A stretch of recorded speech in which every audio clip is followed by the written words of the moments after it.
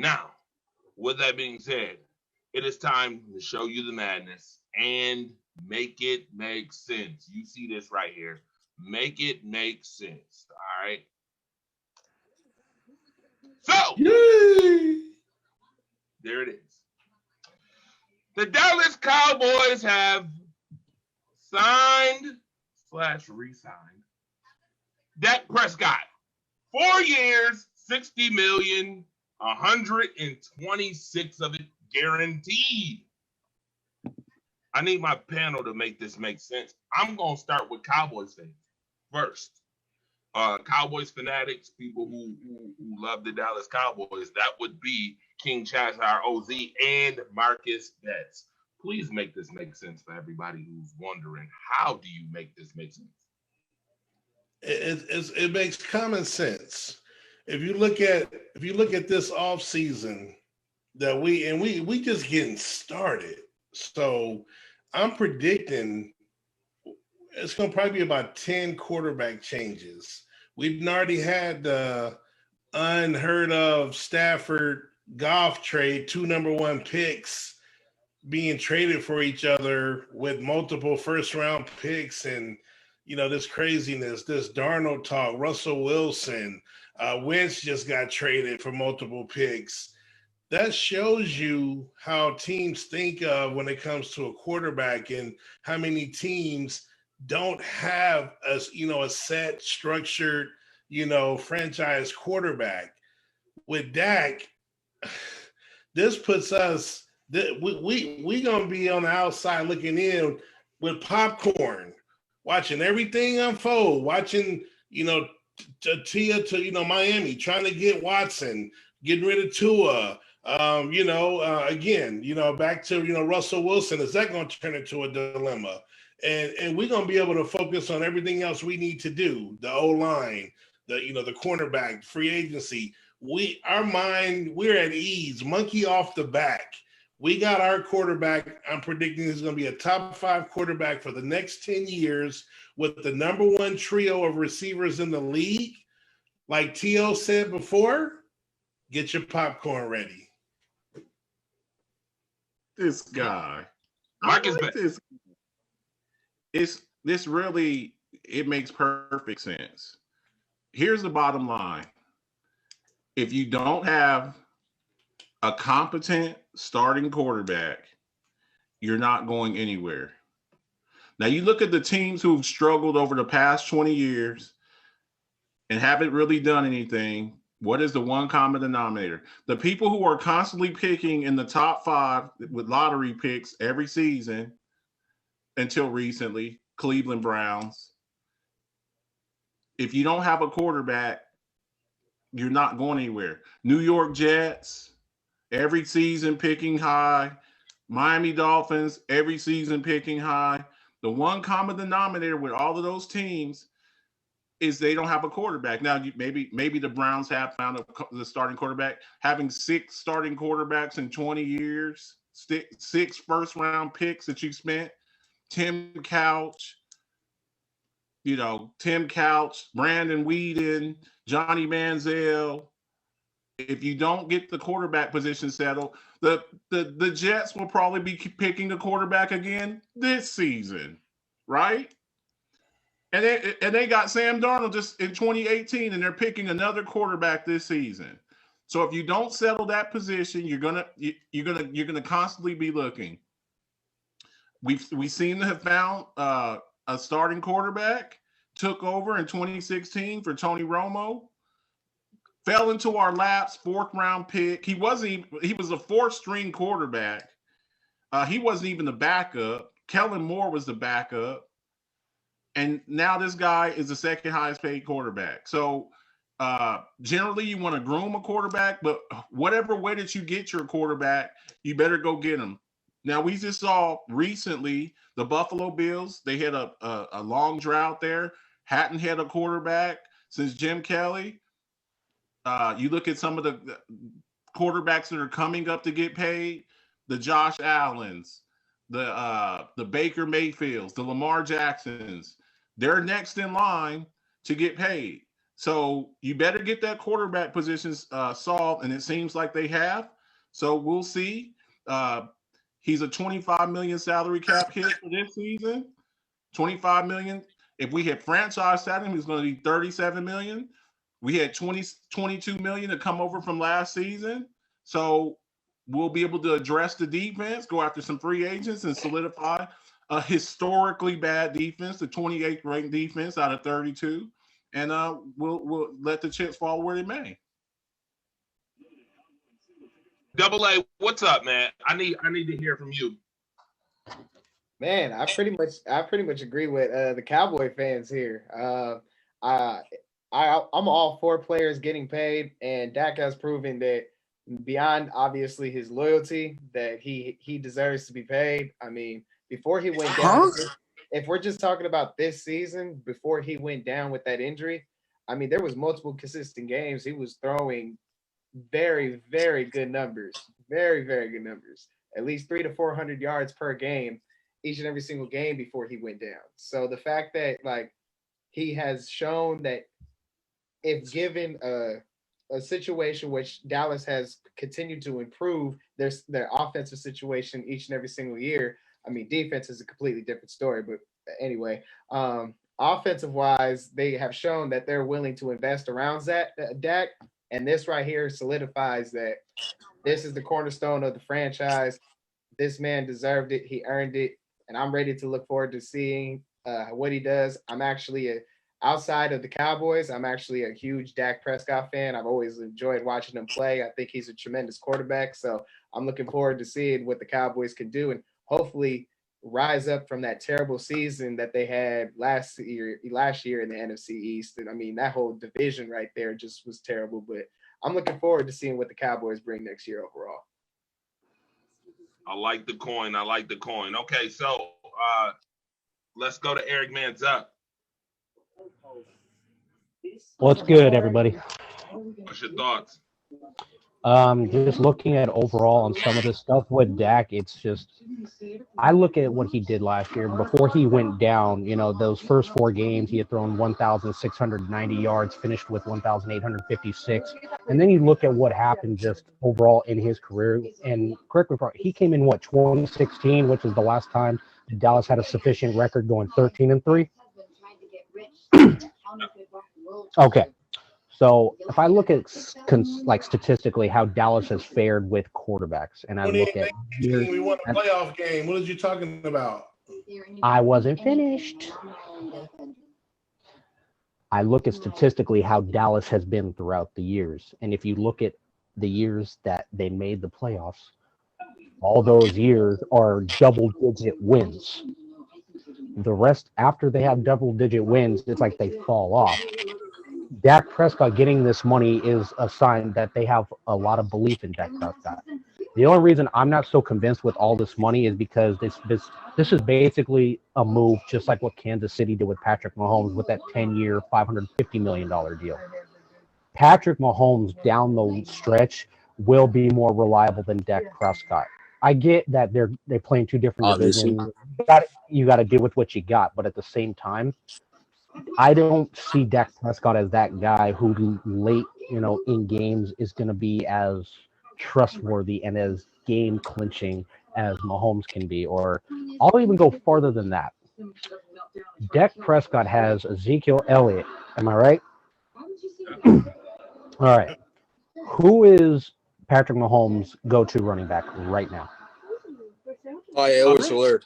His go-to running back was the only running back drafted in the first round of this past season, this past draft, and the guy who should have been the Super Bowl MVP in their Super Bowl winning year, Damian Williams, who opted out this season because of COVID. All right. Thank you, Mr. Dallas. Anyway, I truly believe that with Prescott receiving this money, it's just like what I put in the comments. If he's going to be paid all this money, he needs to deliver results for the Cowboys organization. If in 4 years for this amount of money, I don't see one trip to the Super Bowl or an NFC championship.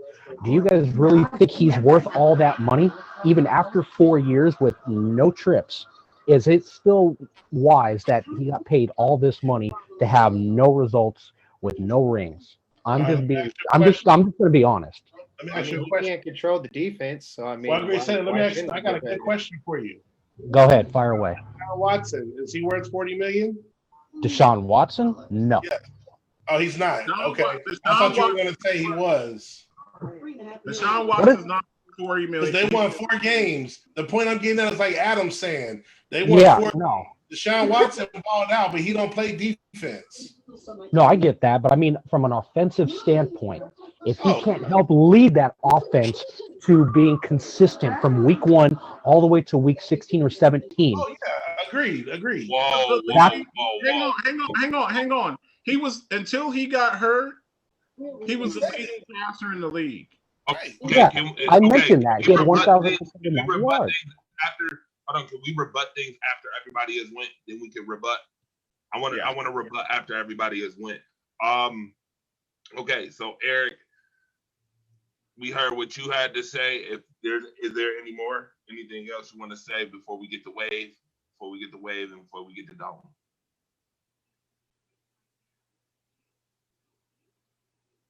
Say what now? Okay, go ahead, wave. No comment. No comment. No comment. Come on, man. No comment. No comment at all. No comment. Wow. That That's signing left him speechless. No comment. No, it's not speechless. He just didn't deserve it, but no comment. No comment at all. No comment. wow. All right, Dalton. No comment. Next. Thank you. Whoa! Thank you. Whoa! It's just not worthy you're talking about. It's not worthy you're talking about. It's Hey, really who's not. y'all team? And who's y'all teams? Mine's the Saints. I just want to read one of the comments. I just said this. Jared Muller says he was the leading passer 2 weeks after he was hurt, let alone before. He was Right. in 2 to 3 weeks after he got hurt, he was still the leading passer. Right. So look, here's the thing about it. Football is a team. Oh, sucky. Football is a Team sport. it's a team sport. Now I see my man David Rolls Royce is in the comment. He said Cowboys fans are in denial. How good did the 49ers do when Jimmy G was out this season? Got all that money. Period. After he got all that money. Because when he signed, he was one of the highest paid quarterbacks after 6 starts. He had 6 starts and they made him the highest paid quarterback. Terrible. Now you seen when that defense was in the league and Nick Bosa wasn't out there and all them elite defensive linemen and Jimmy G had to go out there by himself. I would dare say that Jimmy G was the weakest link.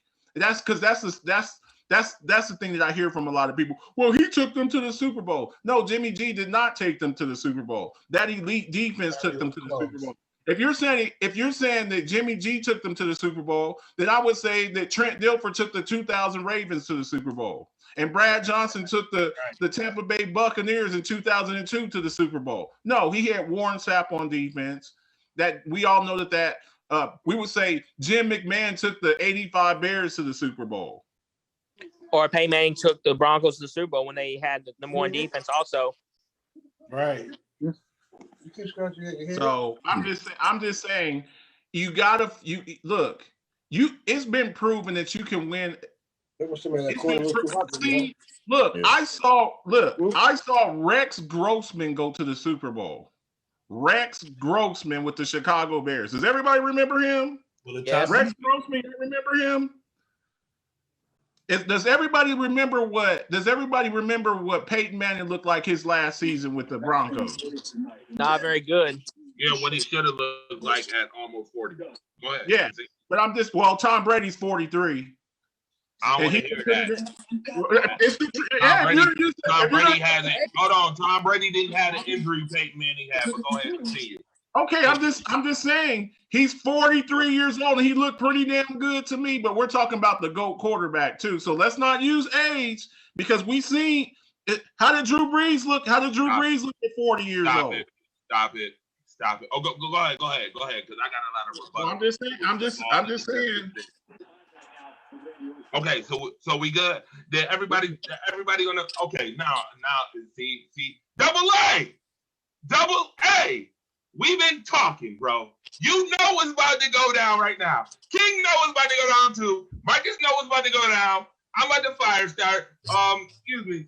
Let me just say this first and foremost. I want to say this off the rip so there is no confusion about how I feel about this, okay? A black man just got paid $40 million a year. You're damn right I'm happy. You're damn right I'm happy. And I'm sorry, I'm not trying to make this about color or whatever the case may be, but yes I am. I'm glad. Hey. Well, I don't know. Hey, well, that's where I disagree. Well, that's where I disagree with you at, because I don't want him to just get paid because he was black. No. I'm not saying he got paid. Geno Smith to get paid? No. I'm not saying he got paid. Hold on. I'm not saying he got paid because he's black. I'm saying I'm happy he got paid because he's black. That's I what understand I'm saying. that. Would you be happy? Okay, big difference. Would you be happy if Geno Smith got paid?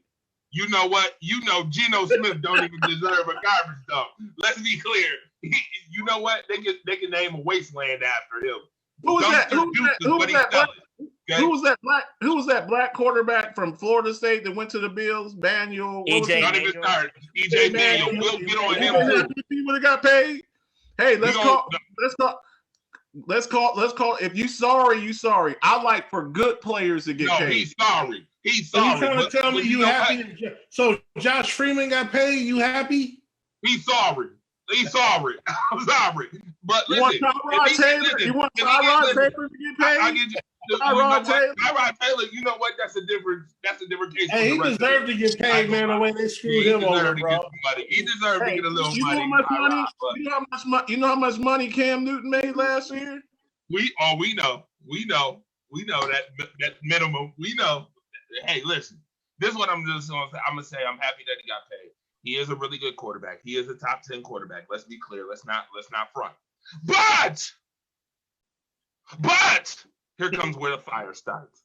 Don't you sit up here and make it seem like he better than Deshaun Watson. Oh no. Nobody said that. Hold on, no. I'm just this is for all the Dak fans out there in the world. This is specifically for y'all out there. He ain't better than Deshaun Watson. He ain't better than Russell Wilson. He ain't better than Aaron Rodgers. He ain't better. Listen, he ain't better than Patrick Mahomes. And I'm gonna say this right now, why y'all may not like this, but currently, I won't talk about 2016, 17, 18, when homeboy was struggling in 19. But currently, he ain't better than Josh Allen. True, if you want to be technical, he ain't better than Lamar Jackson either. Clearly, right now. I'm gonna say that right now. Hold on. Why ain't he better than Lamar Jackson? Lamar just won MVP. Lamar just won MVP. Did you not, bro? Did you not just see Lamar? And what did he do? And what did he do in the playoffs? And then what did he do the next year? And when is Dak gonna go back to the playoffs? When is Dak gonna go back to? What is the Cowboys gonna do? What is the Cowboys gonna do? What is the Cowboys gonna do? What is the Cowboys gonna do? Put the numbers up. Lamar Jackson? Come on, bro. When he throw for half the touchdowns that Dak can throw, come on, bro. Bro, he won MVP. What is Dak doing? Right, he won MVP one season. So one season is. Did Dak win MVP? Did Dak win MVP? No, he didn't win MVP. Does MVP not go down in history? Does MVP? But wait, does MVP not go down in professional NFL history? It's about consistency. It's about consistency. I mean, he took the Ravens to the playoffs twice. Okay, I'm gonna give you a prime example. Now he didn't win MVP. Carson Wentz, before he got hurt in 2017, was the leading MVP candidate and got hurt. Look at Carson Wentz now. So that MVP season don't mean nothing if you can't do it year after year. Lamar doing better than Carson Wentz right now. Hold on, let me say this right now. That's a different story. Hold on, King. King, because y'all got on Lamar. I didn't mention Lamar, by the way. I didn't mention Lamar. But I'm going to just say this. He's not better than those quarterbacks, let's be clear. And I just want to say this, too. For those who want to know who's on the panel right now, it's King Chazar, OG. It's Marcus the Alphabet. It's Double A, Adam A. I got Statistician Guru in here. I got Dalton Smith, Mr. Consistent. I got the Wave, Mr. Waveley. All right, I got him in here. All right, and it's and of course it's me. I'm fire starting right now a little bit because I want to say this. I'm not about to sit here and let y'all just blame all that on the defense. Marcus, do I need to go get the Door Explorer map again for you? Don't play because you got Dallas Cowboys fans in here. Like, it was just all the defense, even though they was trash, and on paper they should have been a top 5 elite defense since y'all went out and got all these free agents and all these players y'all thought was gonna shine. Hold on, don't you say that? No, you let me finish. No, you let me finish. No. We heard you earlier. You let me finish. Did we not have this conversation about Dak's offense being inconsistent in those games he played? First quarter, a bunch of punts and turnovers, fumbles. I mean, you got on Josh Allen about fumbling the football, but he sure fumbled. He sure fumbled the football. Hold on, you got on. Whoa. You got on other players about fumbling, but your boy Zeke was fumbling the football left and right too. Oh, hold on. Next time. No. Are we talking about Dak or are we talking about Zeke? Marcus, are we talking about Dak or are we talking about Zeke? Offense? Hold on. No, let me get to my point. We talking about Dak in the offense, right? Well, yeah. I gave you the Door Explorer map that explained why Dak had to throw for so many yards in the second half because his offense in the first half put him in a hole majority of the time. Interception, fumble, punt, this, that, and the third. Do I need to go get it again? You want me to go get the Door Explorer map? Okay, so with that being said, hold on, Marcus. Hold on, because I'm going to talk some facts. If you like to talk facts, let's talk facts. I'm in a sports talk. Facts are, right, Wave, we good. I got you. Hey, Wave, I got you. We good. Listen, I respect Dak Prescott getting his $40 million and 126 guaranteed. But let's be clear. Y'all keep trying to just blame it on the defense when I told you and I showed you the map already that it was your offense that was causing y'all problems and the reason why Dak had to throw for 300, 400 yards in the second half to try to come back in the game. Am I right or am I wrong? Am I right or am I wrong? Because I can go back and show you the first 8 games of the season, sir. Can I respond? Go ahead. How many games did Tyron Smith play this season? I knew you was going to go to that offensive line. I knew you was. Listen to you. I knew you was going there. Marcus, I'm not hearing that. You want to know why I'm not hearing that? Marcus, I'm not letting you get away with that today. You want to know why I'm not letting you get away with it? How many games did Leon Collins play? King OG. I got a question for you since you're a Dallas Cowboys fan. Would you say that your offensive line, even with 2 missing pieces, is primarily better than 15 offensive lines in the league, including three, including Houston's last year? Would you say that? Hold on, real quick. Statman, look this up while I'm talking in case I'm wrong. But if I'm correct, at one point, or at least majority of the season, we had all 5 of our O-linemen out. Now, correct me if I'm wrong, Statman. Marcus, don't you say we had all 5 out multiple games. I've never heard you say that on not one show, so don't you dare start shaking your head. About the offensive line? You said 2. You said 2 or 3. You never said 5. No, you weren't listening. You weren't listening because you had that Buffalo Bills hat. No, I don't want to hear that Buffalo Bills stuff. No. That's a weak comment. I don't want to hear that Buffalo Bills stuff. Here's the bottom line. OG, take that talk. You said 5, right? You said he was missing 5, right? If I'm 100% for sure, yeah, because Terrell Smith went down, Collins went down, Martin went down, our center went down. I'm pretty sure our other guard that we drafted went down. At one time, I think the last 8 games, we had none of them.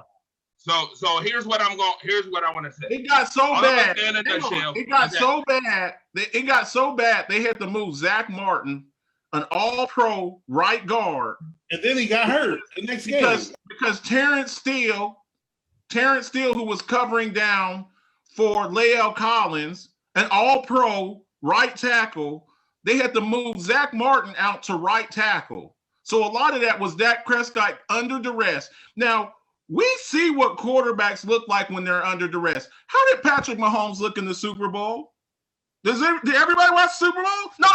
Yeah, we watched everybody it. Hold on, Marcus. Marcus, let me ask you this question. No, I got a rebut question. No, I got a rebut question.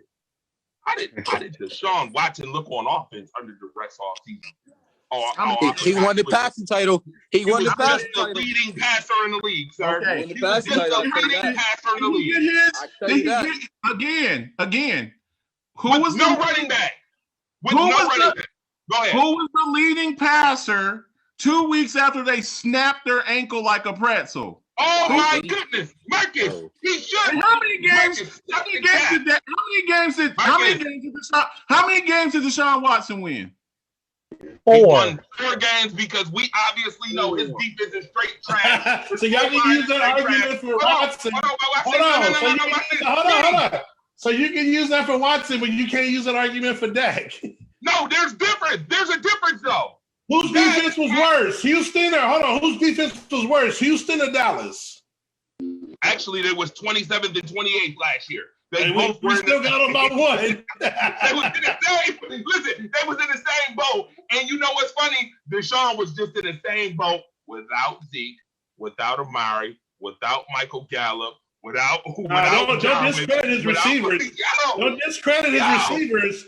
Hey, Fuller's good. Fuller is good. Fuller is good. Very underrated. Fuller is a good receiver, bro. You telling me Will Fuller? Yes, he always hurt. He always get hurt. Will Fuller is good. Yes. You can keep saying he's real good, but guess what? Guess what the best ability is? He gets hurt.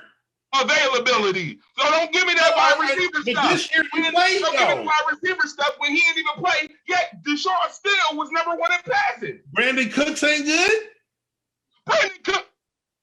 Bro, he ain't good. I'm just saying he ain't good. I will get up off been good since. I will get up off the Rams. Since the Patriots, bro.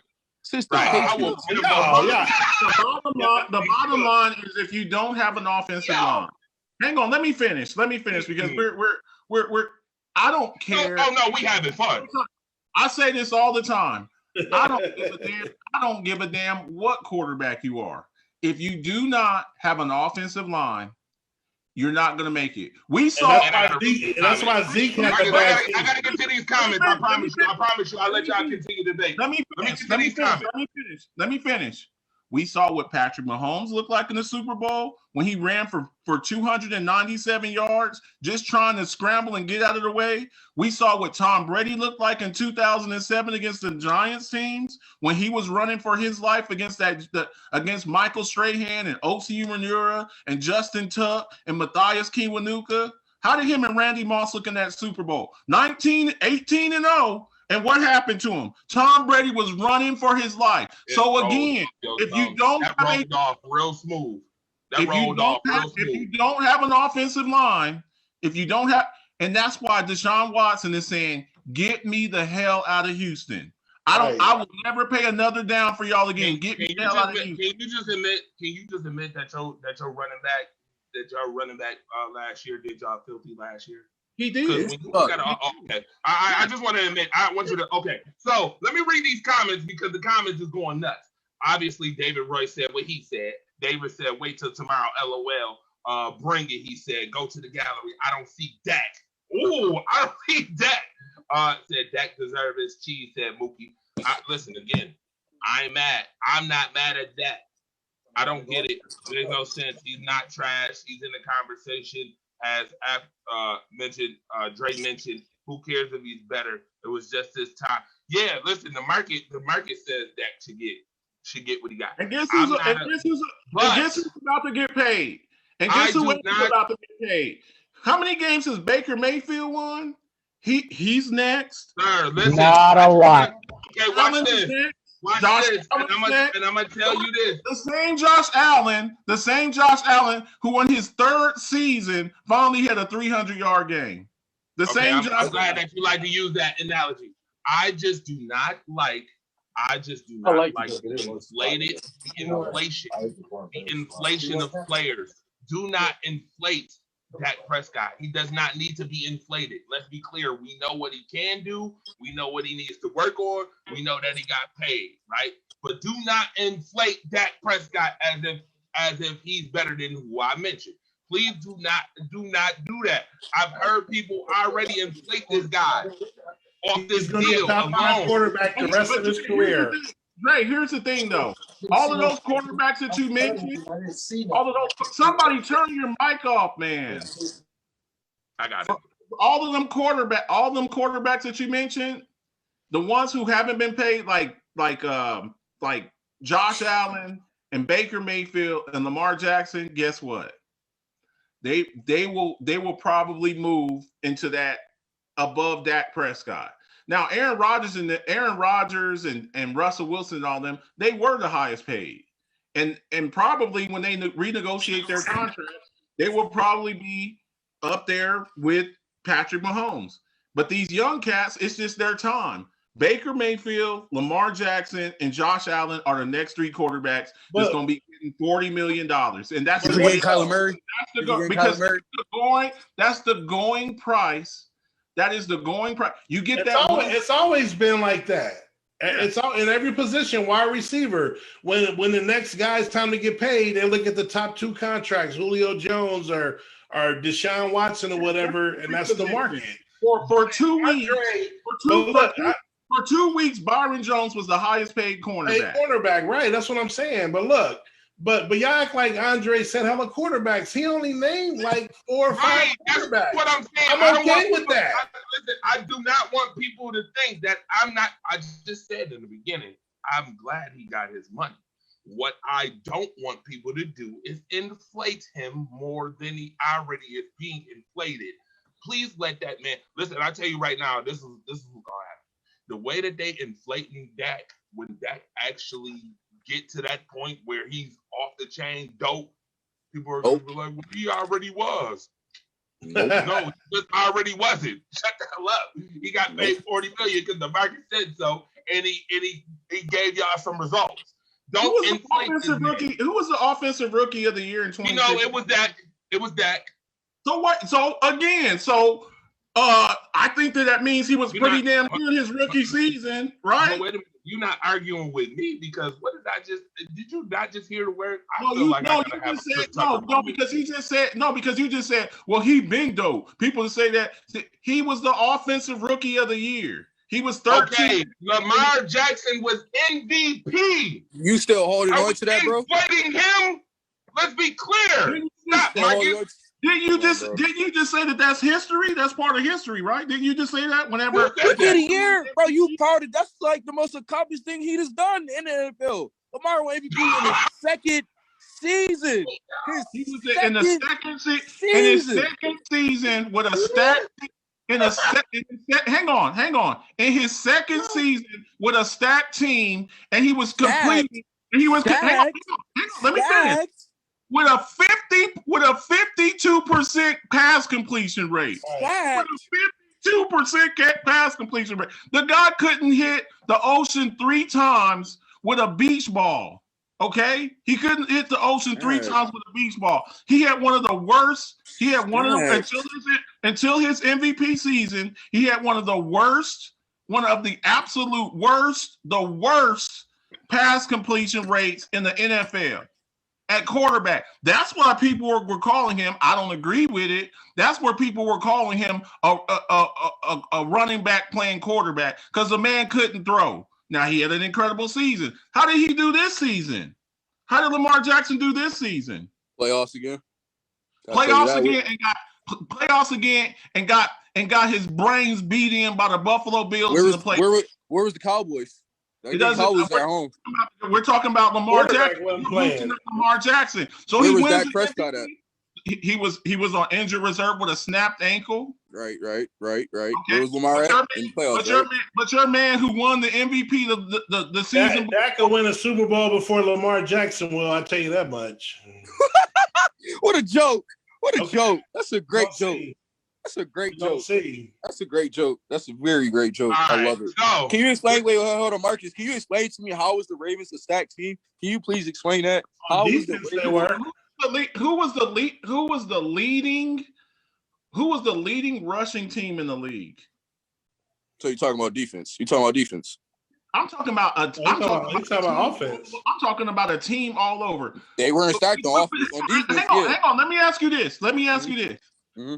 Do the Baltimore Ravens have a top 5 offensive line? Ronnie Stanley and all them boys. Do they have a top 5? Do they have? I'm asking you. Do the Baltimore Ravens have a top 5 offensive line? Maybe a top 3. Okay, so they have a good offensive line. Mm-hmm.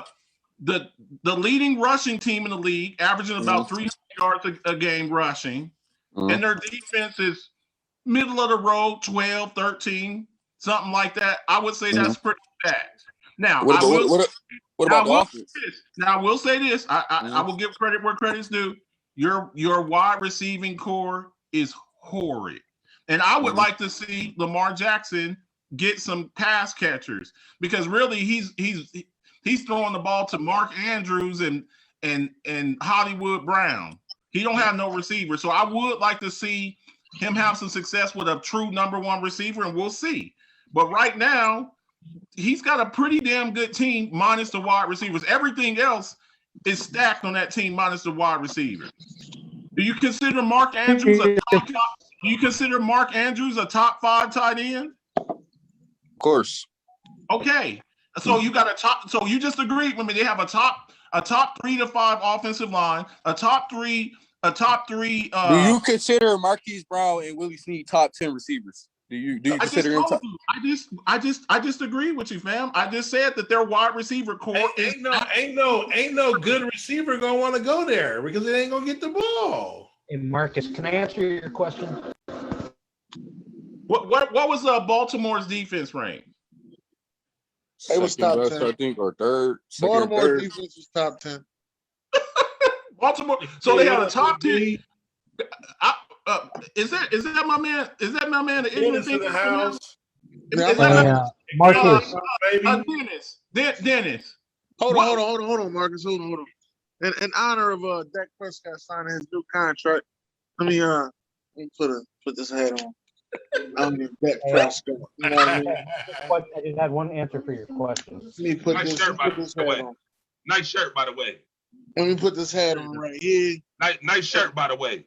Oh yeah, So always. Dennis, You know some Dennis, people. Hey Dre, do you know some people out there in the world that don't believe I represent Rise Up? Do you know that? You know I what? could have worn any shirt in the world today. You know that, Dre? Any shirt in the world. Goodbye. All right, I just want to let you know. There's people out That there is in a the world. nice shirt, though. I tell you that. we just got the ignorant thinker in the house. I got a couple of questions for the ignorant thinker. Dennis, do the Baltimore Ravens have a top? Do they have a top offensive line? I would say the offensive line Behind maybe the Colts. Name to me three better offensive lines than what the Ravens have. Cleveland, Packers, and the Colts. Okay, a top 5 offense. The Packers? The Packers? Yes, the Packers. Yes. Sit down. Marcus, mute your mic. No more questions for you. Can we get on with it? So, Dennis, what's your thoughts real quick on Dak so we can move on? Shout out to Dakota Prescott. Make sure I send you one of these nice ITP hats. Signing his contract, Cowboy edition. I need one of those. I'm happy. I'm happy about Dakota. I'm happy Jerry Jones got the deal done. I told Marcus Betts he was gonna get $40 million, and he got it. So, but that's all. I mean, I did say he was gonna get paid. I did say he was gonna get paid, right? Yeah, but you say he didn't deserve $40 million.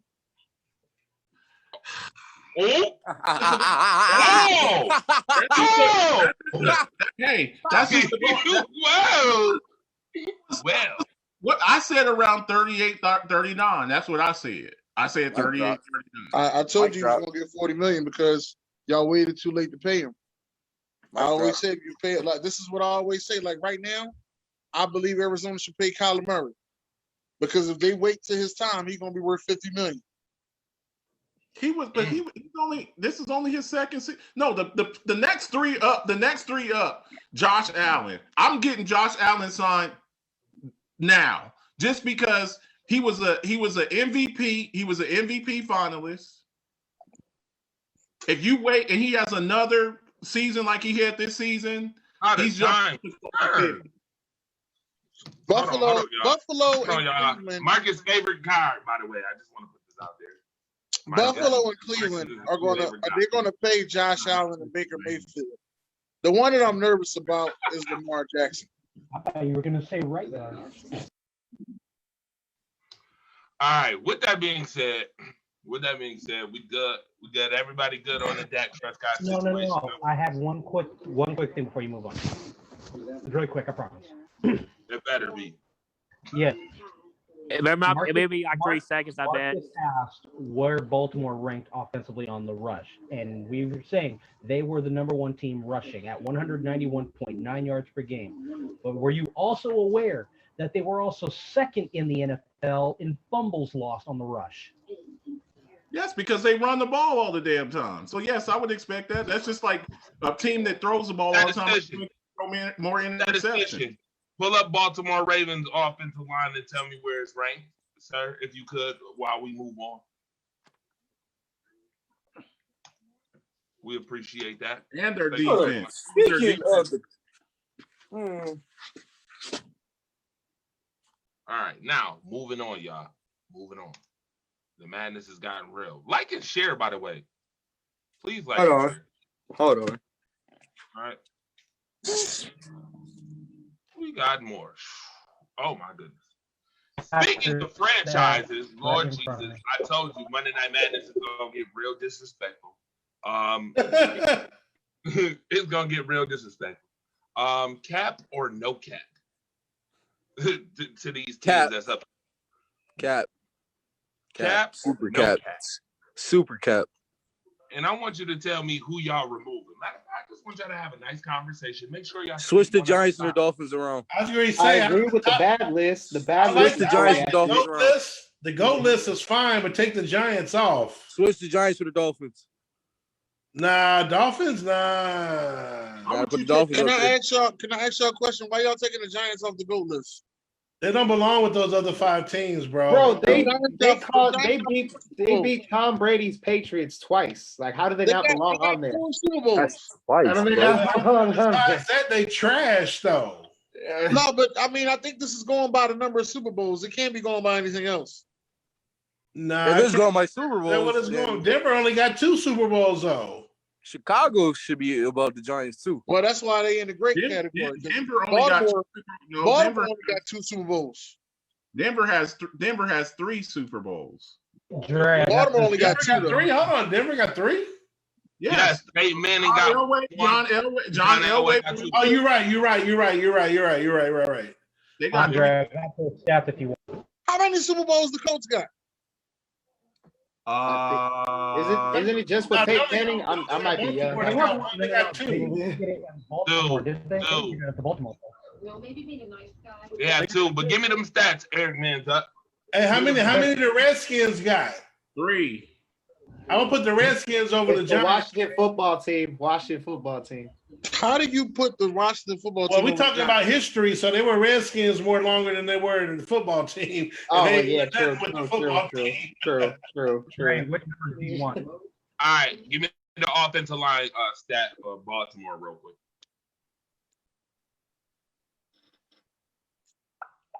Sure thing. Just based on their off-bone, their total, the offensive line, just with their statistics and scoring, was averaging 29.3 points a game, had 55 total touchdowns, had 327 total first downs, passing, we already know what Lamar did. Rushing, they actually had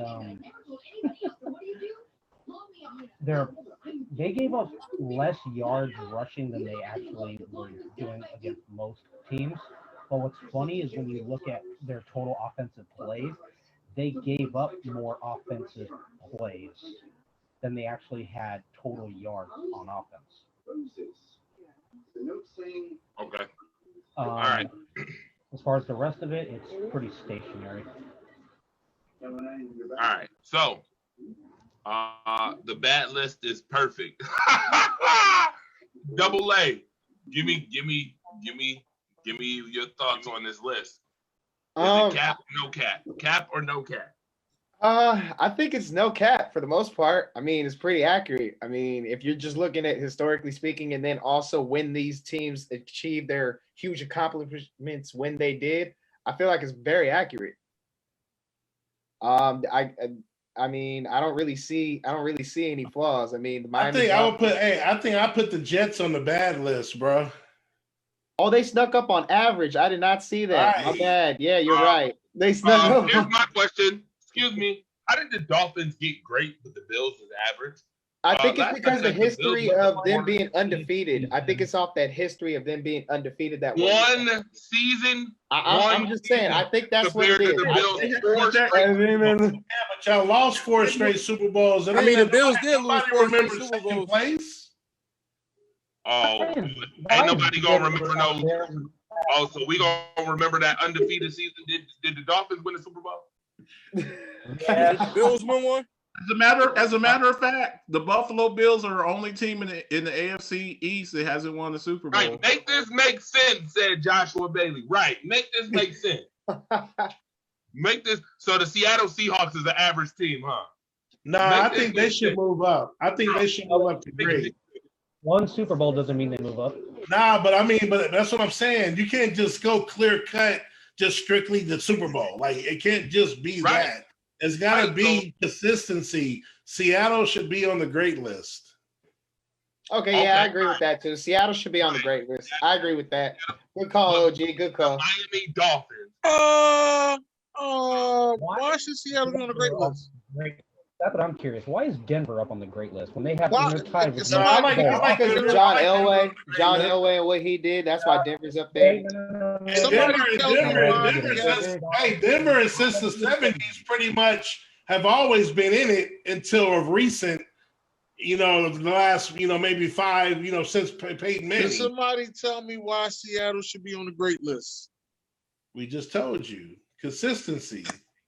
Consistency of what? Consistency, though. Like consistency. They should have more. They should have more Super Bowls than they got, but they've been contending the last 20 years.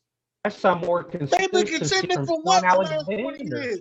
What you mean? The NFC Championship, the Super Bowl. Hey, listen, hold up, play. If that's the case, then the Eagles should be in great. Oh shoot! I knew he was gonna say that. Nah, bro. Yeah, ain't been as good as over the last 20 years. Philly and Seattle ain't sir. No way. I asked you a question. Hold on, Statman. Hold on, Statman. You said by NFC championships. We've been in 6 of them in the last 20 years. You've been in 6 NFC championships? We've been in 6 NFC championships in the last 20 years. Yeah, they have. Okay, and how many times have you been in the Super Bowl?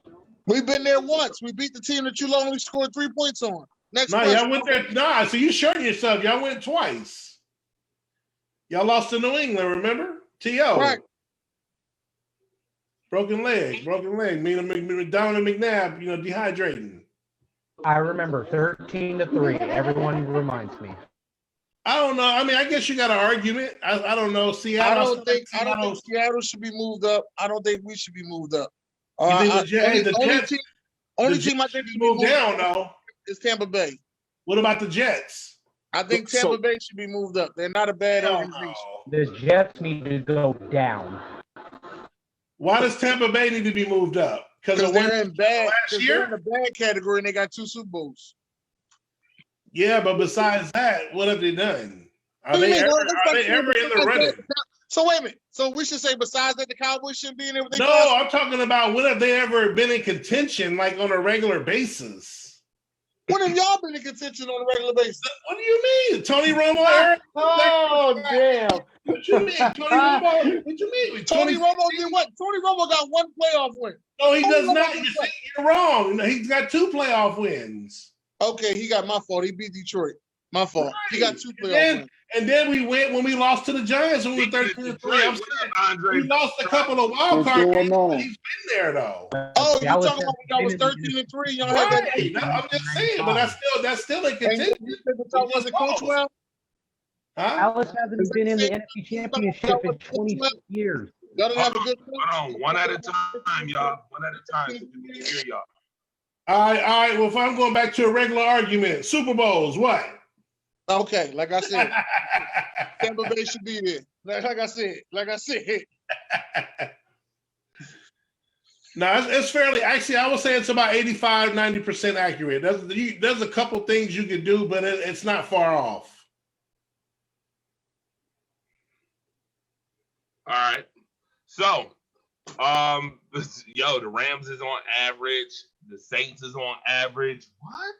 Oh, geez. The Rams. I think, man, before Drew Brees, the Saints were terrible. I was gonna say, all y'all thinking about is Drew Brees when it comes to the Saints. Right, they were terrible. I guess average means you won 1 Super Bowl. That's what I'm guessing. I just want to say this. So Seattle, Tennessee, Philadelphia, Minnesota, Rams, the Jets, the Bills, and the Saints are all on the same level. We really agree with that. Well, you're looking at it now, though. We're talking overall. You can't look at it right now. You got to look at it overall. Time out. The Bills shouldn't be there. What you mean? The Bills ain't win a Super Bowl. The Bills shouldn't be there. Right. That's where they belong, where they're at. No, they belong in the bad category. That's where they belong at. Everybody in that bad category ain't win a Super Bowl. That's Not what Tampa Bay has. Tampa Bay. Tampa Bay needs to be moved up. Atlanta almost won one. Almost doesn't count. Put Atlanta. No, put Tampa Atlanta Bay. won one for 2 halves. 2 quarters. Shit, 3 quarters. Shit. 3.5 quarters, actually. Right. All right. So, with that being said, Marcus Betts, I know you ain't jump out of here. You think he's slick. You just jumped out of here. We done talking about the Dallas Cowboys. But nevertheless, let's move on because Rocco Kelly's in the house. What up, Rocco? I only jumped on because I just finished recording my show, The Sports Angle. Everyone should go definitely watch that. Shameless plug, I know, but I'm gonna do it. Good plug in, baby. All good. But hey, I was watching this. Who the heck put the Bears at great? I'm a Bears fan, and we are average at best. We're average at best. How many Super Bowls are Call the 85 Bears defense that only gave up 10 points. 185. That was it? Yeah, they 85. We've won 8 NFL championships, only 1 Super Bowl. Yeah. Oh, yeah. Y'all should be where we at. No, the Bears that in 85 only gave up 10 points in the playoffs. Yeah, they're on the list. Now, some of these teams do got a rep based off like a season or so. So that's what I'm saying. It's kind of, you got to look at each one kind of differently. Some you go off consistency. One franchise, you got to kind of look at something historic like the Bears, what they did. Like, you know what I'm saying? So sometimes it's not the same argument. Right. So here's what I'm saying. And Dennis, you're definitely going to like this. You're going to appreciate this. I would say if I had to swap 2 teams, Bears go to average, Eagles go to great. Not Seattle? Not Seattle, man. Not Seattle. I don't think we should go to great. I think Tampa Bay should go to great. You picked the Eagles go to great over Seattle Seahawks. How many defensive players? Most definitely. The Seahawks they're okay. They're all right. Dennis, you jump in a bad team to great, you jump in 2 tiers. Tampa Bay has 2 Super Bowls. Yeah, but they were like the doormats of the league in the 80s and the 90s. Yeah, well, they got the doormat. Well, no, I can't say the 90s, not the 90s. The 90s, they made it to an NFC Championship game. Wait, hold on. If we're doing that, why don't we talk about Seattle and how they were a doormat in the AFC West? They played the Rams in an NFC Championship game. Okay. The final score was like 11-6 or some shit like that. Was that like 99? Hold on, y'all. In the 90s, I said the 90s. We got to have one at a time because I hear 3 conversations at once. I need one person to be talking. Okay, was that 1999? I think so. 1999. Right. Okay. So 19 out of 20 years, they were like the worst team in football with that old ass mascot on their helmet, that Buccaneer dude. They were the last Steve, dude. Nah, bro. Right. And hey, I will say this, and then we'll move on. I know Andre, you got stuff you want to talk about. Yeah, I really wanted Dalton. I wanted to hear what Dalton had to say too. Right. But I'll say this. If we're talking about teams that were doormats, don't forget that the Seattle Seahawks for the first nearly 25 years were a doormat in the AFC West. I mean, if it wasn't for Steve Largent, those teams would have been awful to watch out for. Yeah, that's how When they had Chris Warren? The Seahawks used to be an AFC team. Right, it used to be in the AFC West. Yeah, the AFC West. Yeah, they had Chris Warren, who was dope at running back. Steve Largent. They had who was their quarterback? They had a decent little quarterback. King Zard. You know what Jim you're doing? Zorn. You're reaching. Stop going for the top shelf. They ain't top shelf. It ain't top shelf worthy. Stop going for the top shelf. Oh yeah, Kurt Warner. We'll leave them at average. Yeah. Hey Dalton, what's your opinion? I know we're waiting on. Hey Dalton, what's your opinion, man?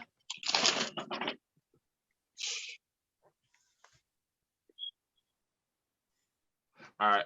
I think Dalton went to go do something real quick. All right. With that being said, we are going to move on. I told you, make it make sense Monday, folks. We started off with Dak Prescott, and wow, that took off through the roof. And we talked about all-time tier franchises. Now, this is where it get ugly. Oh wow, ugly too. All right. Oh, that's a combination. Ooh, yeah, top 20. I'm gonna start off with this one because 1 through 10. You know what? No, I'm gonna start off with the way I had it. 11 through 20, folks. Oh no, I got a problem with this whole list. How was Phil Jackson not on this list, or did I miss? How is there Urban Meyer in there? Is Phil Jackson not on this list? Oh, he's got to be one. Wait, why is Dave Roberts on this list? What about Popovich? Why? Where's Pop? Wow.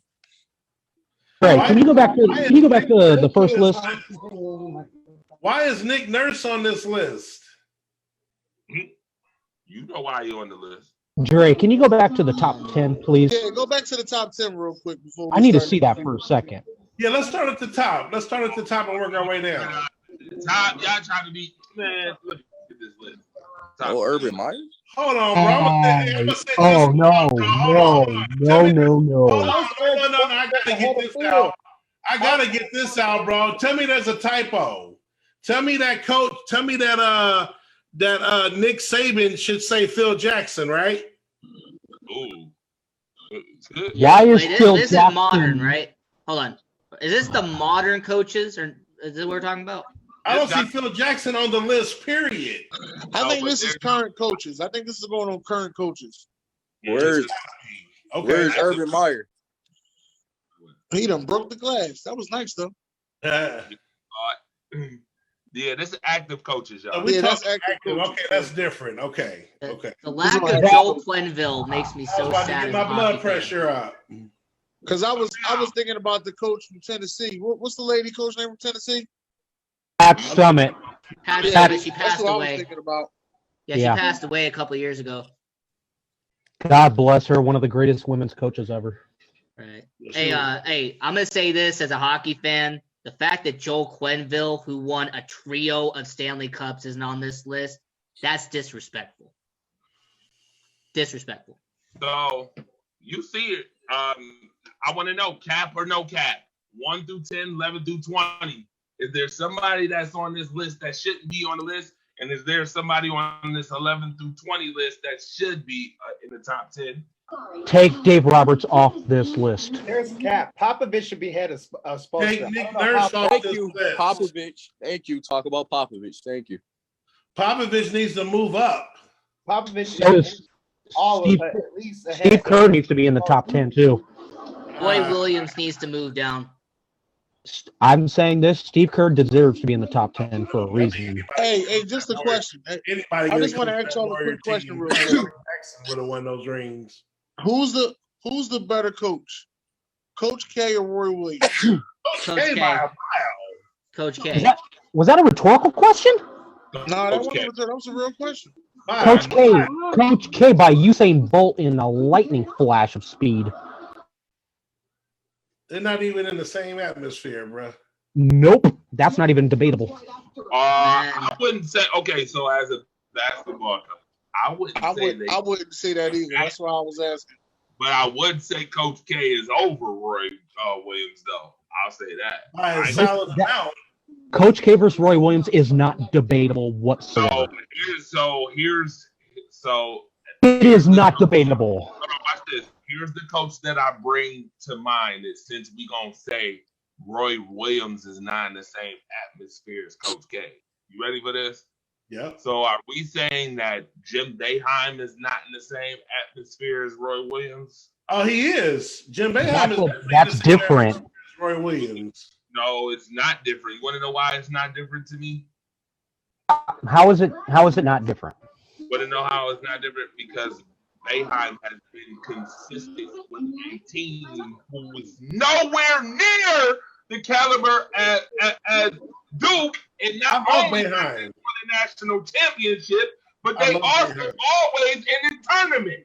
Always in the tournament. Deep in the tournaments. Eric, come on. Yes, I'm well aware. To a coach. Hold on, you talking to a coach, but we talking college basketball? Yes. No, not the cat. Hey. Okay, let me ask you this realize the last time Duke missed the tournament was 1995. You do realize that he is missing the tournament this year, right? Unless we're they gonna go fast forward in my whole something to say about pandemic. Fine. Hey, this is how I get Eric at. Ready? Do you think that Syracuse recruits equate to Duke recruits? Just please make this make sense for me. You think that? Who has come out of Syracuse in the last 20 plus years that's been anyone decent outside of Carmelo? Yeah, thank you. Say it. Outside of Carmelo. Philly Cheese was the 4th pick in the draft. What? Philly Cheese. Johnny Cycling. Philly Cheese and Johnny Flint. Bro. Oh gosh, don't bring up garbage. But in terms between Coach K and Roy Williams, there's a reason why I say this is not debatable. Duke has accomplished far more. Let's look at NBA players. How many players have come out of North Carolina versus out of Duke? You're gonna lose. Don't do it. Don't do it. No, I'm being serious. Of the players I don't know about that argument. Hold on. Don't do Eric, do you really want me to fact check you?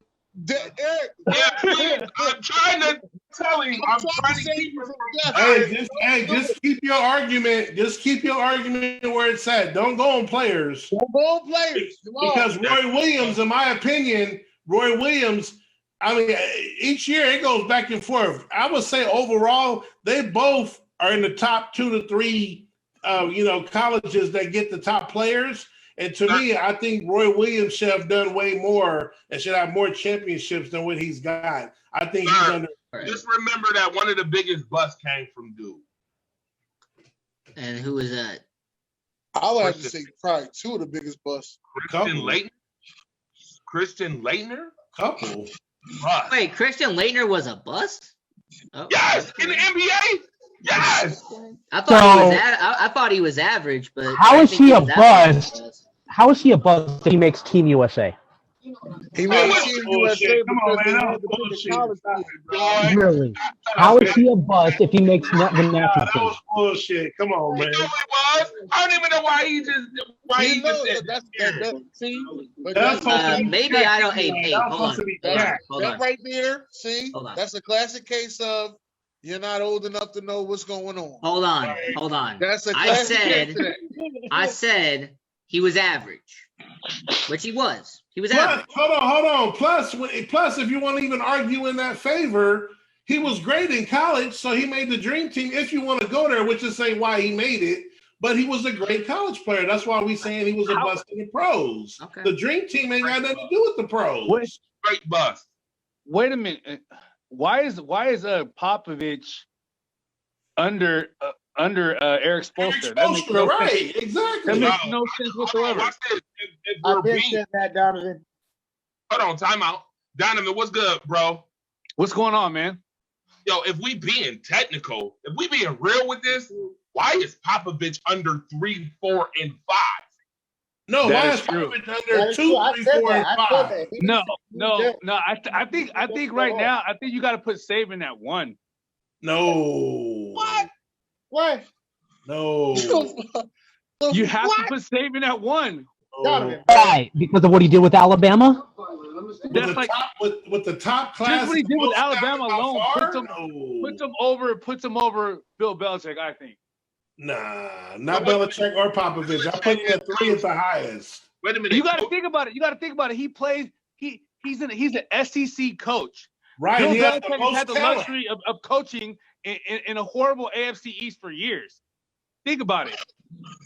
Yeah, but he don't have that talent. Bill Belichick be winning. He be just grabbing pieces through the draft, picking up people off of drug addicts, and like I'm telling you, bro. Like Brady. If you look at, I understand that. But if you look at overall success, I mean, you can't change the rules in college. The rules in college are the rules in college. So Saban is just great at the rules that he has. And I mean, if you look at it, I'm sorry, man. Oh, you go by the asterisks.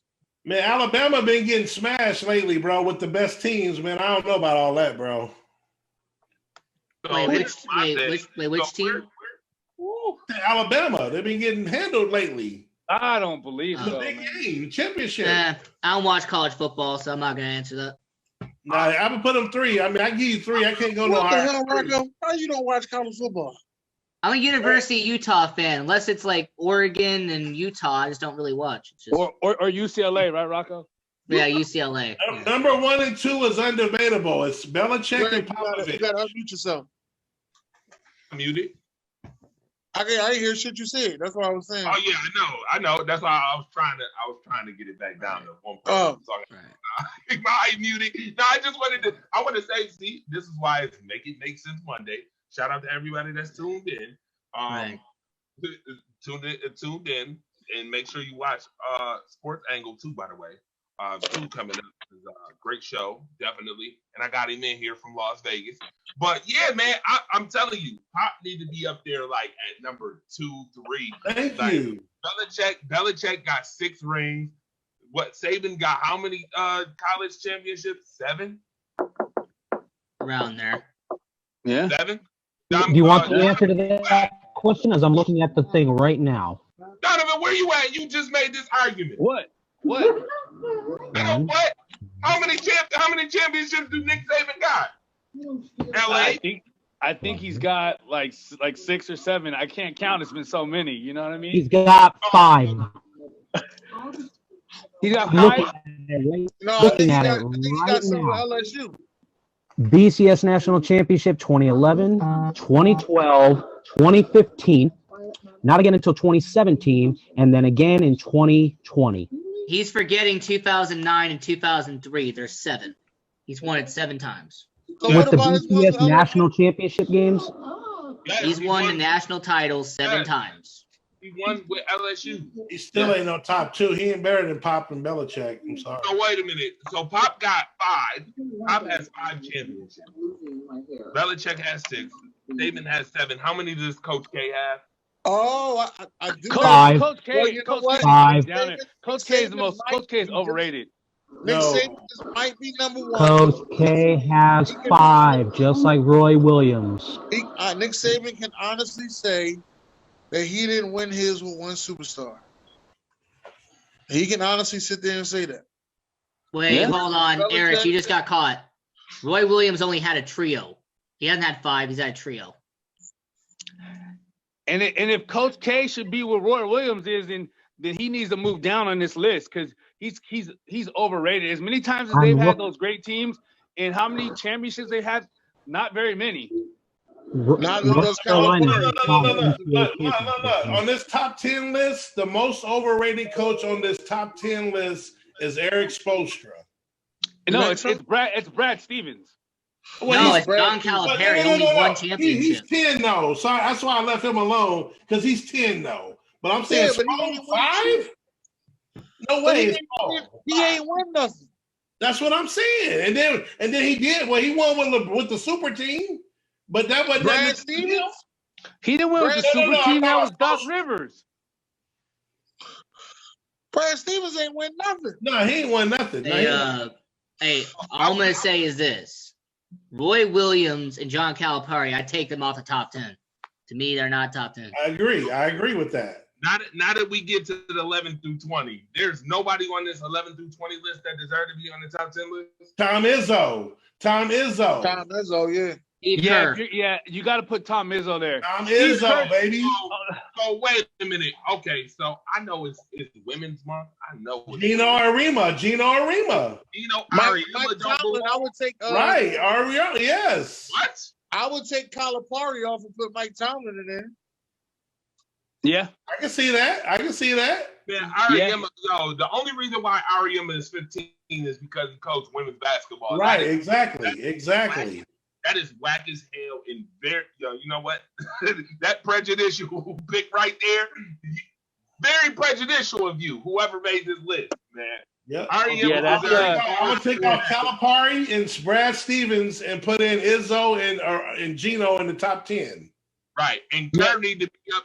Wait a minute, I would agree with that. Curry can go up a couple spots to like 11. He can move up 2 spots. Yeah, like this is crazy. This is wild. Hey, I'll say this. Wow. Steve Kerr, I take him off the list. Nick Nurse, I take him off the list. Sure. And David Joel Roberts. Quenneville, I'm going to keep saying this because I'm a hockey guy. He won a trio of Stanley Cups. He currently coaches in Florida. Where the heck is he at? It's hockey, though. Adam, I ain't heard It your is hockey. It's my favorite sport. Adam, you've been chilling in the cut. You've been chilling in the club. Go get him, A. With the hat on, with the black tee. And, That's because he's wearing the Giants hat. They're going to be trash this year. Hold on, whoa. Adam, you got to get one of these hats, Adam. You make sure you know what I mean? They're going to be going fast. Make sure you get you one of these hats. They're going to be going fast. I got you, Dennis. Got now, you. come on. Man, so as far as this, first and foremost, I think Tom Izzo needs to move up. I'm just gonna say that right off the gate. He at least needs to be in the top 10. I'm not saying he needs to be anywhere above 10, but he at least needs to be number 10. Next, also too, I believe that as far as other than this part right here, other than Tom Izzo being at 14, everything else looks cool as far as I am. But Tom Izzo needs to definitely move up. What about Gino? I think Gino is well. I think Don't do it. I think the reason why he's there is because of the controversial topic of how women's basketball isn't as entertaining. Exactly. That is prejudicial at best, bro. Yeah. Stop. Yeah, so Adam, so if that's the case, he should move up. Yeah, you should move up. It's Women's Month, by the way. I don't put him in. I still don't put him in the top 10. I think. But, I think he needs to be moved up. Switch places with Mike Tomlin. I don't think he switched places with Mike Tomlin either. And I think Sean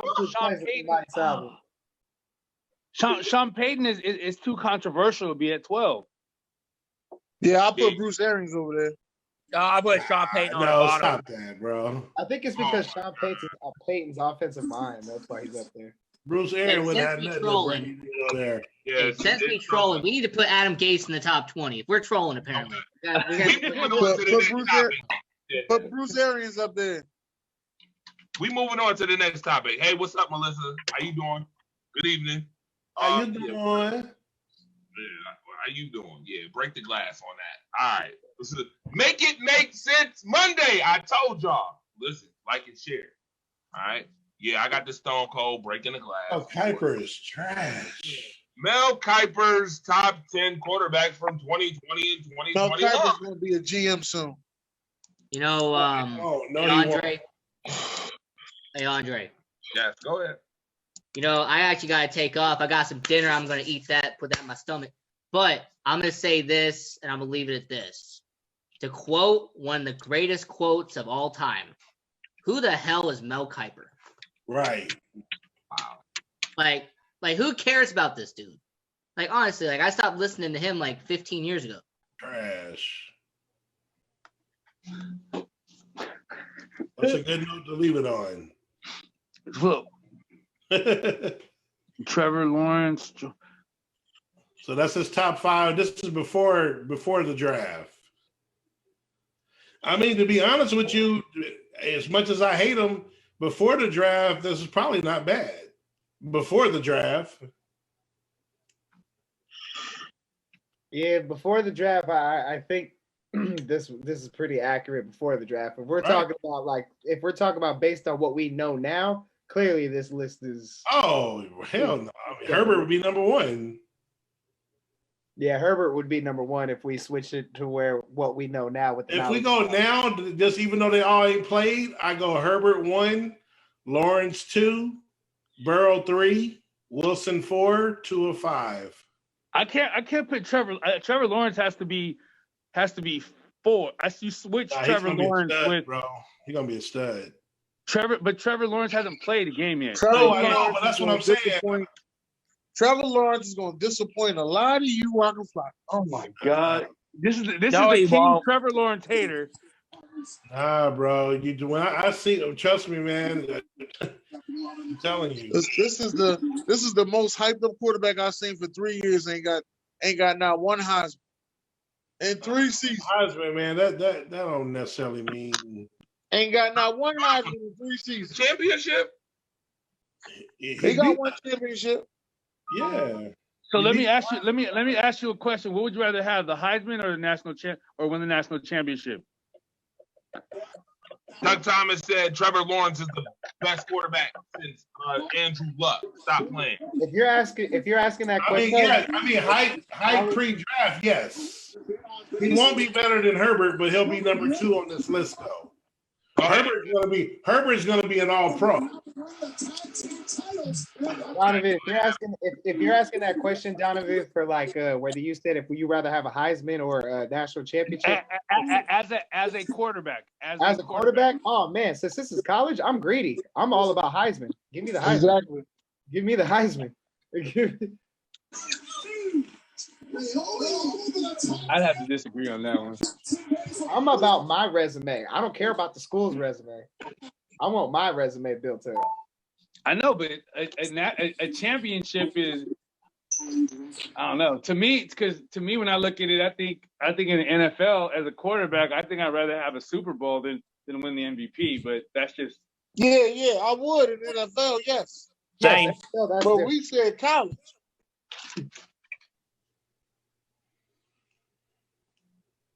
I don't know, because more than likely, if you're a quarterback that leads your team to a championship or a Super Bowl, you're pretty good anyway. You're still in the conversation.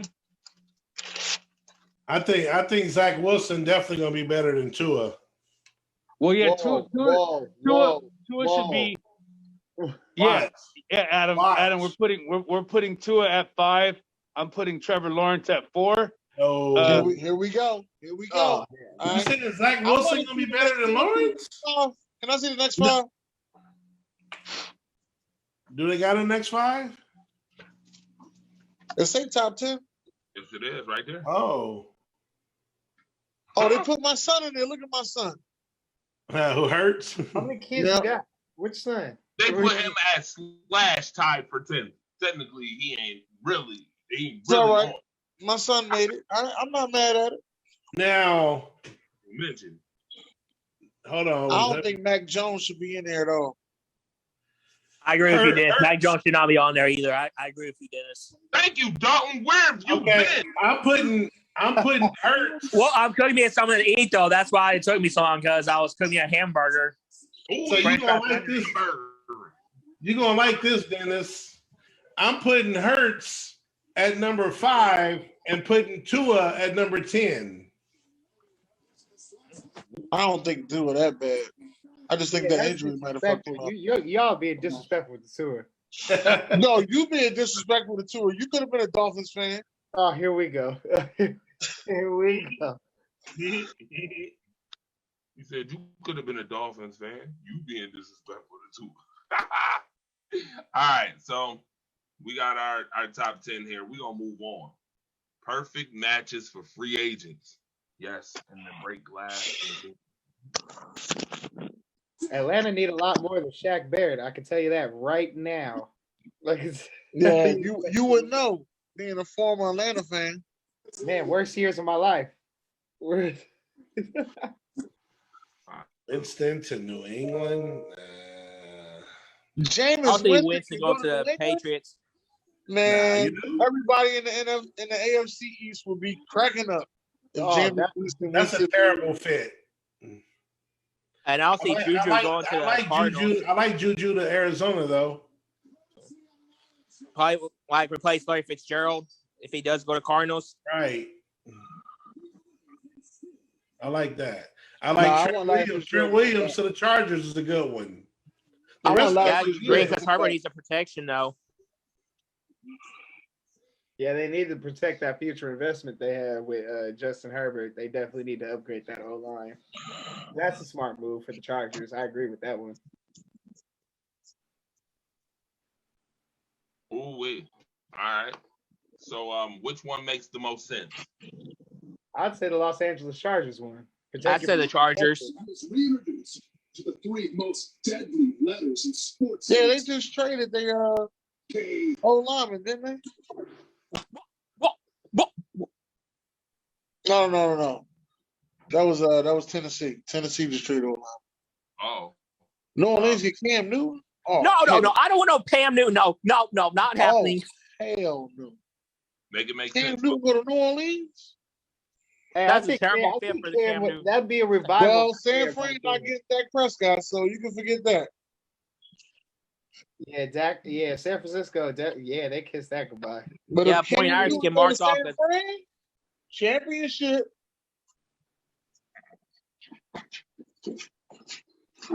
Jadeveon Clowney to the Colts. That's good. I mean, definitely improves the already excellent defense that they got. Why not give some extra security blanket to it? Or Chris Godwin to the Jaguars. They got GJ Chark, Laviska Shenault, and they can add Chris Godwin. That'd be a good combo with the wide receiver. Well, we know Dakota Prescott is not going to the 49ers, so I don't know why Man, here. Make it make sense though. Which one makes the most sense? I say Chris Godwin to the Jaguars. I'm gonna say Indianapolis, Jadeveon Clowney. Yeah, I'm gonna say Clowney. Yeah, Clowney though. All right. But Cam Newton the Saints. What? I'm done. Because we're talking about teams, might as well do it. Oh, Which man. trio is the best in the NFL? This is obvious right here. This is I'm gonna tell you the trio that's gonna win the Super Bowl next year. Oh boy. That's the one in blue. What? The Titans? The Titans. Green Bay. Next topic. No, I'm just playing. Green Hold on. Bay all day though. Green Bay. Wait a minute. On 10:37 p.m. on Monday. What's today's date? Today is the 8th. All right. I wanted to close the curtain, to reopen the curtain. Today is March 8th. All right. 2021 at 10:37 p.m. that Dennis Holmes said that the Tennessee Titans is winning the Super Bowl. All right. Yeah, I'm gonna say it again on when's our day? I think it's March 26th. I think it's This is the same guy that thought the Eagles were going 14-2 last year. Oh damn. Wow. This is that the same guy that said that also thought that his Raiders was gonna make the playoffs. That was a lot. That was a lot more likely than with your. We were a game away. You were like 8-9 games off, bro. Donovan, since you've been a Raiders fan, y'all always been a game away. Yeah. I think you should stop being a fan. Speaking of, Go another 40 years for another Super Bowl. Just wait your 40 years turn again. somebody background, but nevertheless, talking about moving on, we got to talk about Alex Smith moving on. So Washington didn't want to give him the opportunity. Best landing spots for Alex Smith. New England. Cincinnati. Texans. Oh yeah, Cincinnati would be good because he out for a couple games. Yeah. Well, yeah, I he'd would be say the Bengals It'd be because a perfect backup to him. Yeah, that would be yeah, a I'll good take the back. spot. I'll take the Bengals because Joe Burrow's gonna miss some games, and I think it'll be a good fit for the Bengals. Why would you back up when if Deshaun Watson he gets starting? I thought Deshaun Watson wants to lead the Texans. Well, I mean, I think based on how the teams are currently, then yeah, I think Cincinnati's a good situation for him. But obviously, I mean, some quarterbacks can get moved. So, I mean, until that happens, I think Cincinnati's the best pick right now. LOSS. Lawson is going to take that into wrestling. LOSS, and that's exactly what Alex Smith just took by not staying with the dog on Washington football team. Moving on. Oh my goodness, we can get in this. Oh no. I can say it makes sense, but we'd be here all night with this. Just say cap or no cap, y'all, on this. I say, me personally, I say cap. I'm gonna leave it at that. At certain places, Yeah, I agree with number one. But everything else is cap. I don't agree with number one. Of course you wouldn't.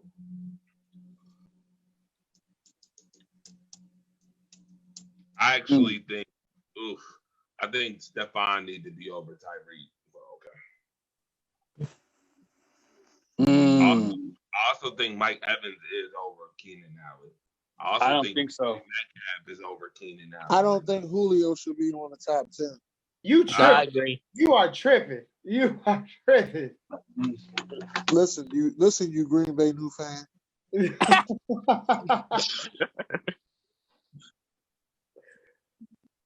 I just don't. I think Julio.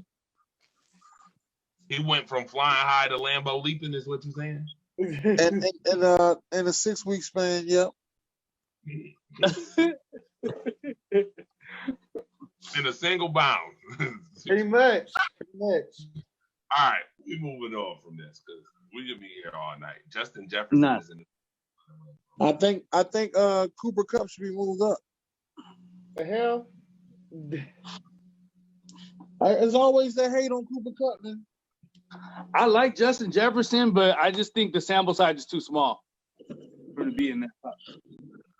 Well, since we're doing that, I might as well ask you, who is your most underrated player on your team? For me, I say DeMario Davis. How is he underrated? He is an excellent linebacker. I mean, he's an excellent linebacker to me. Like nobody give him some props. I mean, like he never been in Pro Bowl. Like he doesn't get enough credit though. I mean, talk about. That's why I named him though. Buck said Adam Thielen.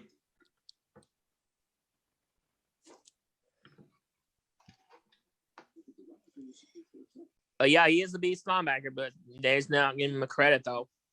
I'm gonna say Rashawn Gary or AJ Dillon. I'm going. I was gonna say AJ too, but I was looking for a defensive player, but nah, there's no underrated defensive players. I'm gonna go with Max Crosby. Okay. You're not gonna. I thought you were gonna say Nelson Aguilar for a minute.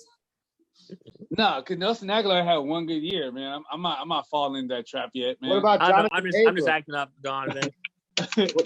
Donovan, what about Jonathan Abram? I can't stand Abram. Are you serious? Yeah, I can't stand him because he can't cover. I mean, all he does is try to get a big hit, man. All he does is worry about the big hit, and he doesn't cover well at all. So I'm good with him. And he makes stupid penalties, man. Well, that's half your defense, bro. Sorry to say it. Yeah. That was half of your team too that you used to root for though. Oh no, that's dead and gone. That's buried, burned alive. That's gone.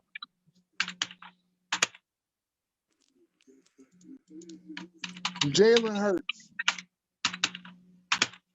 Jalen Hurts. I was waiting for you, Dennis. I wanted to hear what was your underrated player.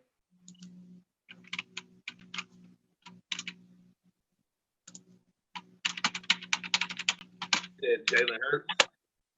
He said Jalen Hurts. It said most underrated. Oh my goodness! It said Raiders most overrated player, John Gruden. Damn. Big move. Big moves being made. And his women's month. Man. And it's National Women's Month, by the way. I just want to go out there on the limb and say she's fine, by the way. Yeah. So with that being said, that she's fine, and shout out to our Black women, for sure. I want to say I am super happy that this happened, and at the same token, I say this with the utmost sincerity. This should have happened a long time ago. Facts. And I'm pissed at y'all, the NFL, by the way. I'm pissed with y'all. That representation it takes for all this stuff to happen in the world for y'all to actually start considering Black people being involved in officiating and other things as such. I'm highly annoyed with y'all. Should have been a long time ago. The NFL 75% Black. And this is the first Black female official. Seriously? Yeah. No lies detected. Not thrilled with y'all. It's an integrity issue for me. I don't even want to get into the integrity talk of the NFL. Adam, I don't know if we had this conversation. I think you've heard my conversation about the integrity of the league before, but I don't think we had that conversation one-on-one, me or King OG either. Dennis, we've had this conversation ad nauseum, I think, about the integrity of the league. Yeah. I want to say this better not be the first and last. Facts. Now, with that being said, I need to know how y'all feel about this as well. I agree with you. I definitely think more need to pop out for sure, and not just in the NFL only. I just feel like in the NBA, definitely. I think MLB could use some female umpires. I think, well, hockey, I don't know how that would work out. Not saying that it can't happen, but I just don't know how that would work out. But yeah, I'm all for it. I'm all for it. I mean, we're in a time right now where equality is just at a forefront, so I'm all for it. Yeah, King. Oh man, if I can try not to go make this a big thing. Like, I think it was Dennis's show last week. I was talking about it, and there are people that were defending them. I mean, again, in my opinion, I'm not a big fan of Roger Goodell in general, and now coming out. What can I ask? Defending what? I mean, just the NFL and Goodell as a whole. Like, I've always had problems with them, and I think that it's fake with the cap stuff. Oh, we should have listened. Oh, doing this. I mean, here's another thing that's a joke. Not to get off subject, because obviously this is great, but wasn't there a rule put into place where when a coaching vacancy came up that you had to interview mandatory a minority? Has that been followed? The Rooney Rule? The Rooney Rule has not been followed. Not at all. But wasn't it a mandatory rule? But it just now it's getting to pass every year. Every year. There's about how many new coaches got hired? How many of those teams this year did not interview a minority? The Rooney Rule is a joke. The Rooney Rule is a smoke screen. That's what I'm saying. Yeah. So like I'm saying, it goes deeper than just this. Like this is fabulous. Like you said, it should happen a long time ago. But it goes deeper than that. It's a frustrating situation. You know what the integrity. You know what the integrity is. That's where you're getting at with Roger Goodell. Right. And I'm glad you're getting at it. I'm glad we got to talk. Yeah, we know. And I was shocked that people were defending them. I stick by my stance, man. I love David Stern. I love who we got now. I'm just in football mode. The current NBA commissioner, but I mean Roger Goodell is not the business for me. Not the business. Donovan. I just pretty much echo everybody's same sentiments, but I mean, like I said, with the Rooney Rule, like you said, it's a joke. They just use what they do is they'll like have someone going for an interview, and it's like they have someone go for an interview, and then they already know they're giving the job to. They just do it just for like the protocol or whatever, or whatever, and so. But so but some teams ain't even doing that. Like that's what I figured they would do is like play it off. But some teams ain't even they're too lazy to even do that, and they're just bypassing it.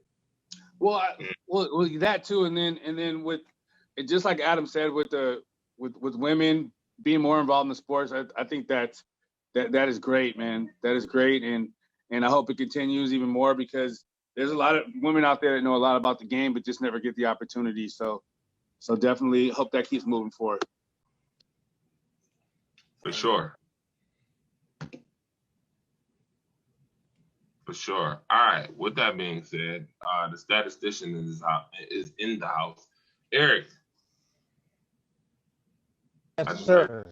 How you feel about yeah. More diversity, that's what we need in sports, and we need to be, ethnically and genderly diverse. We need to have more women involved, especially from an officiating standpoint, just like we do with the NBA, just like with Becky Hammond being coach with the Spurs.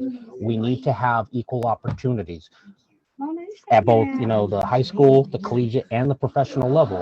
Equal play, equal pay, equal opportunities. It's only fair. I don't care what race you are. If you know your stuff and you want to show the world how good you are, I'd say go for it. Give it all you got. Win, lose, or draw. Show the world what you are capable of and keep pushing forward. Yeah, I totally agree. It's just like the WWE too. Like the WWE just got its first female black official referee. I'm actually friends with her on Facebook. Know her very well. I used to have a friend that used to ref the WWE too. AJ. Yeah, she is the girlfriend of Leon Ruff. If you watch NXT. Don't face dropped when I said that. Why your face dropped? No comment for that. My face dropped. Like no comment for that. Yo, I'm moving on with that. Just with that being said, I'm moving okay, on. Well, I never get that. Well, I figured you wanted about the thing about the lady. Go ahead. I think I'm glad she got her. I'm glad she's a referee for NFL. I mean, everybody deserves a chance, though. I think she deserved it, no matter what race you are or any sports like football, basketball, hockey, all that stuff, though. But I agree with King OG. I mean, about this Roger Goodell. I mean, I don't like Roger Goodell, but honestly, I'm glad she got the job. Hopefully, she'll do a good job. Absolutely. And quiet as kept. The only reason why Roger Goodell is still in the league is because he makes the owners money. We know that. You can't be serious. Oh no. No comment. I said we was gonna talk some basketball. Obviously, saw the All-Star game. The All-Star game was actually exciting for the first two. It was actually interesting. It's all because of Dame and Steph. Dame Dollar. Yo, Dame and Steph was going crazy.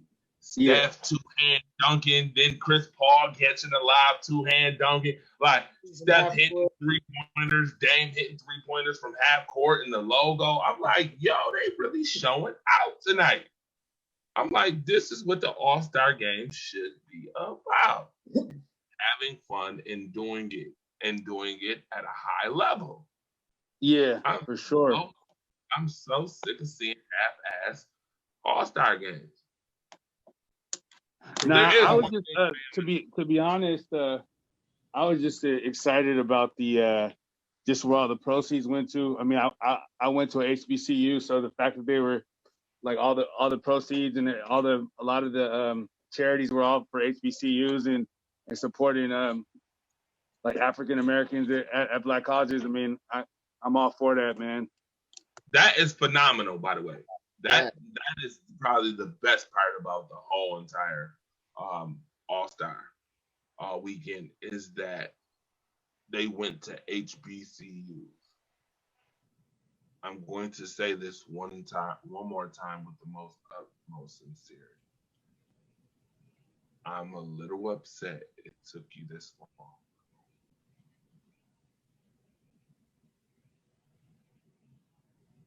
I have to say that. Shall overcome. Yes, with all the positivity, I'm still a little annoyed that it took them this long. Like,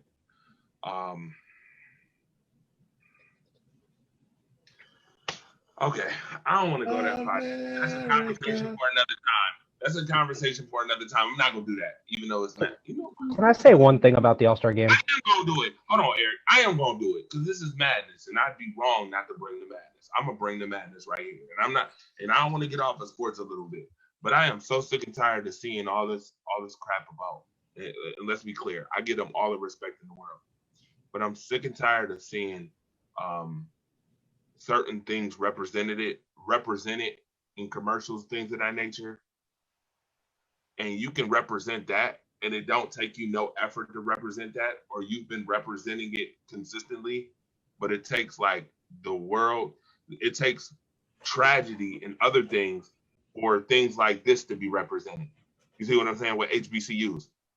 If I hear one more time about first responders and this COVID-19, I'm coming out and saying it right now.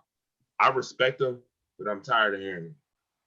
Because there is only a section of people in that first responders section that get talked about. They don't represent everybody who is a first responder. I don't see them represented. That's where I get annoyed.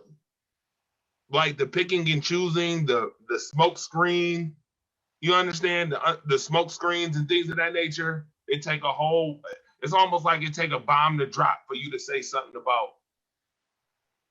about this. That pisses me off. And I get upset with that. That's something that got to change. I'm going to say that. And I'm going to leave it at that. That's a community show topic too, by the way. So go ahead, Eric. I personally think the All-Star game is getting to the point now just how like the NBA is. It's getting way too soft.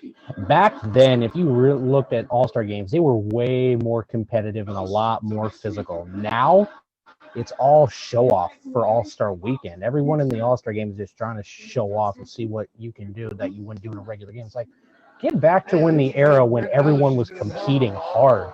You know, like literally, there's no defense in the All-Star game anymore. I mean, I don't mind high scores, but at least make it a close game, you know? Teams winning by 20, 25 points in the All-Star game, single players scoring 40 and 50 points. You know, it's like, I'm all for the high scores, but. So I'm going to guess that you didn't like the Steph and Dame thing.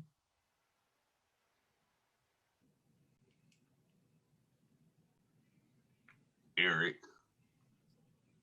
I think you left him speechless, Dre. Yeah. I didn't like the whole, let's let the players pick their team. No, let's go. Who's going to be voted in? That's how it should be and always should be. Not this new style crap. That's ridiculous. I mean, it'll never be like that. It'll never be like the 80s and 90s, man, in none of these sports. NFL, NBA, that's always going to be the decorated as the 80s and 90s, man. That's just the pinnacle of just our times in general. I mean, like in the sense, like you remember when, like when they would vote in, like who had the most votes, like who would be the starters and all of that. You know, like who had like the most votes, you know, and they do the intros. I remember back when, right before Kobe had retired, it was actually, I think, the fourth time he had actually led the Western Conference in most All-Star votes. That's the stuff I liked. I remember when Yao Ming got more votes than Shaq for the All-Star game early on in his career, and no one could believe it. That's the kind of stuff that made the NBA Great. Let the fans vote the players in. Don't let the players choose the teams.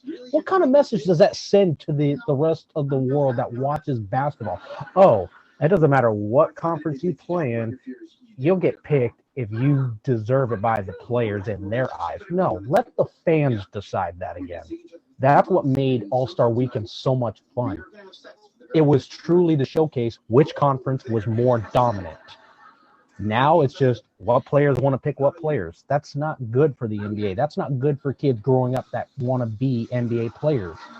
That's not going to be fair to them to say, hey, you could be in the NBA all you want, just you might not get picked for the All-Star game. That's not a good message to send. It's the super team era. Hold on, Dre, man. You skipped over a couple, bro. That was interesting. Hold on, man. Can you go back to that one that has all the NBA players on it? The two, go back two. No, one more. Oh, we did this one last week. Oh, okay. But All right, no more. All right, go to the next one. I do it again. No, I do it again because y'all on the Can I show. go first? Can I go first? Can I go first, please? Yes, go ahead. Goodbye, Queen LeBrona. You're off. I'm kicking your ass to the curb. No questions asked. You're gone. I will leave the rest of them up there. Put Steph and Michael at the shooting guard, Kobe at small forward, Kevin Durant at power, and Shaq. LeBron, I'm kicking your ass back to Cleveland, and then you can be washed up in Miami. Bye. So wait, you choosing that based off of hate? No, I never once said I hate LeBron as a person. I don't like his style as a player.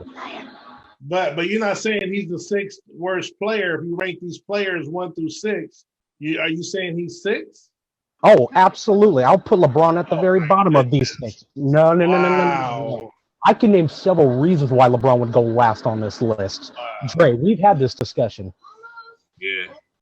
Wow. I can name several key stats about LeBron that will put him at the very bottom of this list. Well, And that's my personal opinion. Steph Curry, great three-point Personal shooter. opinion, Eric, is that you a LeBron hater. I don't like him as a player. Off the court is another story. Hey, I'm taking LeBron off of it. You can call me hater all you want to. I don't care. I'm taking him out. Just hold on, out of curiosity, you too that's taking LeBron out. Just out of curiosity, it might not even matter. But who are your teams? Who's your favorite NBA team? Growing up, I was favorite always team a is Lakers fan. Mavericks. I was always Lakers You fan. said Dalton. You said Mavericks, Yes, sir. and then who'd you say, stat guy? Growing up, I was always a Lakers fan. First saw them play in 1999, the year that they won the So they got championship. nothing to do with that. Okay. No, I was just curious. No, for No, I had many nothing to do with years, it. Why Mavericks fan had nothing to do with it. Okay. Adam, I need to know who you would take off this. Oh, that's easy. Bye-bye stick figure. Bye-bye KD.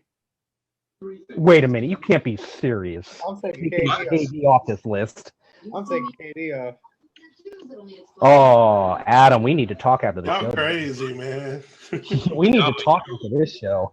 This is so easy, man. This is so Adam easy. said, It's crazy. KD. Snarky said MJ. Because whoever said MJ, yeah, that's what you need to talk to, Eric.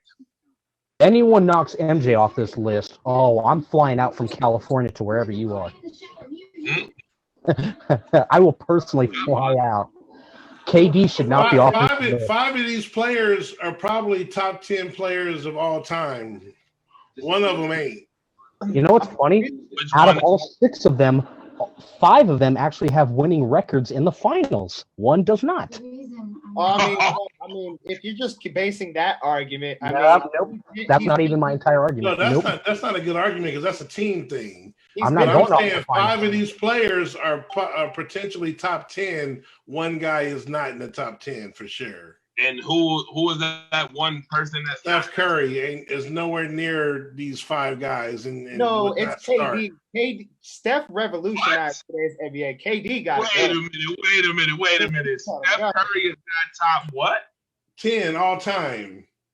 You're tripping. Steph Greg, Curry. No, not even close. Can I mention stats now? Hold on. Time out. So let me ask you a question. What position are you saying that Steph Curry plays? Because most people think that he's a combo guard. But go ahead. He's a point guard. Just because he don't get 10 assists a game, his spot on the team since he's been in the league is a point guard. Point guard. Okay, so with that being said, Name 5 point guards over Steph Curry.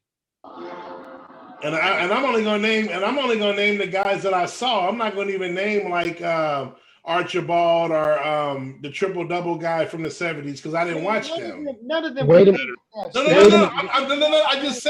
I just said I'm not naming them because I didn't watch them. But a lot of people say that those two are better.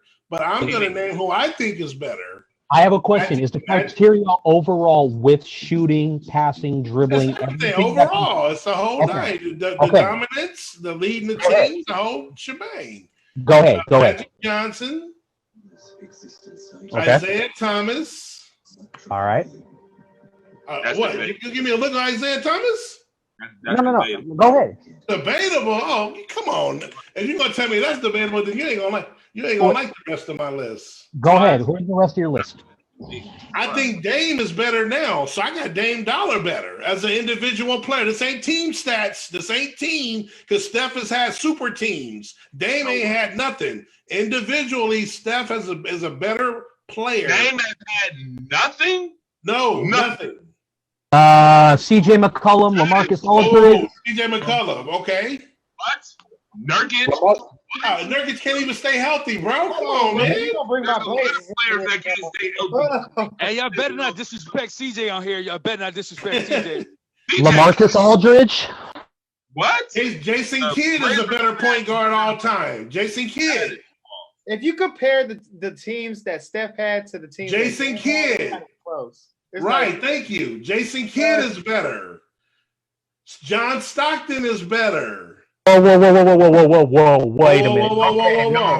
Wait a minute. Why? Whoa. Tell me what Steph does besides shoot 35 feet. John Stockton was a great regular three-point shooter, way better of a defender, way better of an assist guy, way better keep running a team without having a superstar and never winning the finals MVP, being Robin all the time. Okay, Stockton was a premier player. I would only agree with that if Steph didn't win one without all that. But okay.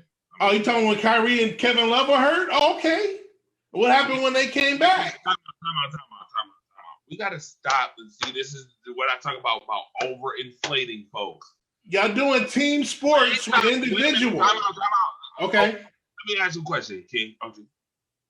Klay Thompson, would he ever be the number one on any team? And I mean, do the same thing he do and go to state? Never. Hold on. Let me answer the question. Yeah, go ahead. I'm gonna say yes. I'm gonna tell you why. I'm gonna give you one name. Does that mean he'll win championships? No, not as the main guy, but he will be number one he could be number one on the team because you know why? Reggie Miller. That's exactly who he is.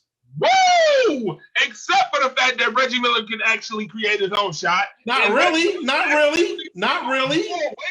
Reggie Miller could dribble. Make it make sense. Whoa, time out. Whoa. I knew there was going to be an inflation on this. Klay is not Reggie Miller. Stop that. Right no, now. I didn't say he was Reggie Miller. I said, but that's the similar style of player. Similar. I rate Reggie higher. The only problem is, again, I just gave you 2 reasons as a coach. I just gave you 2 reasons why he's better. And Reggie Miller actually is. They both catch and shoot. They both come off screens and catch and shoot, bruh. But Klay does it faster and more efficiently. And again, I don't know about that. Yes, he does.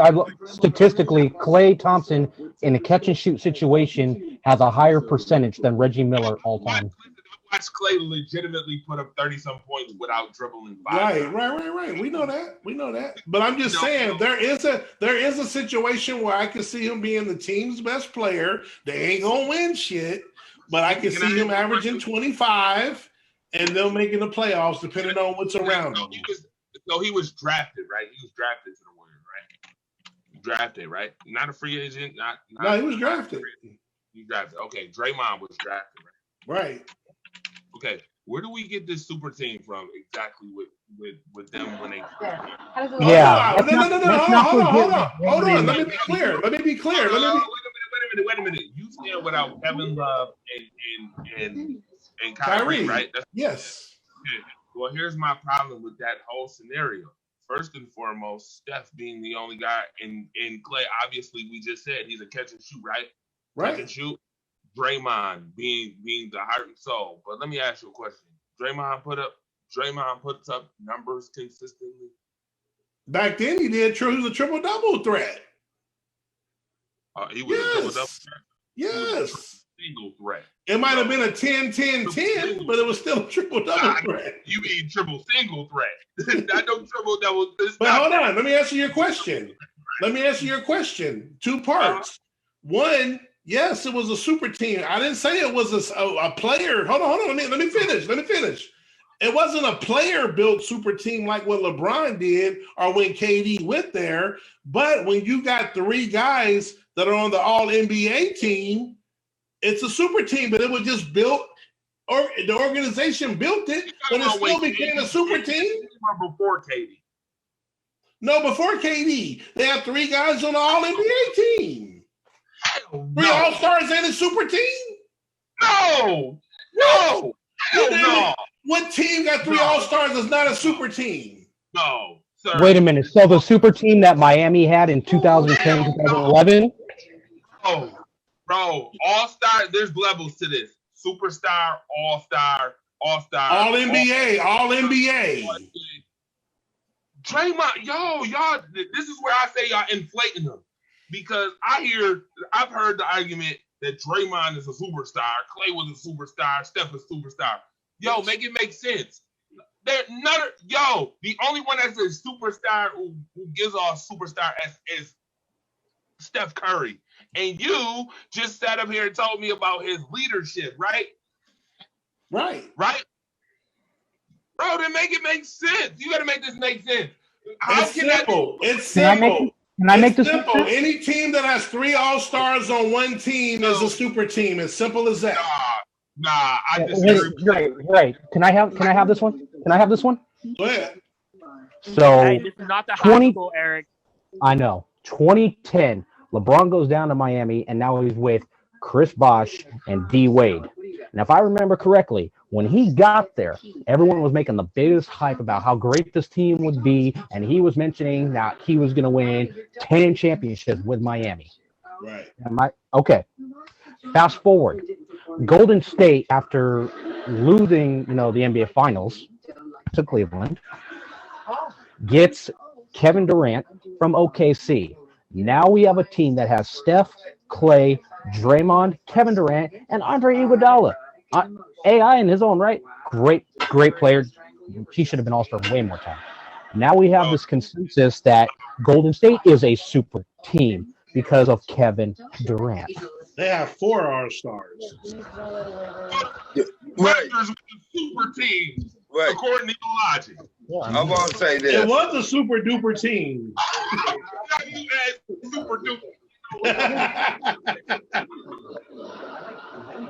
It was a super-duper team.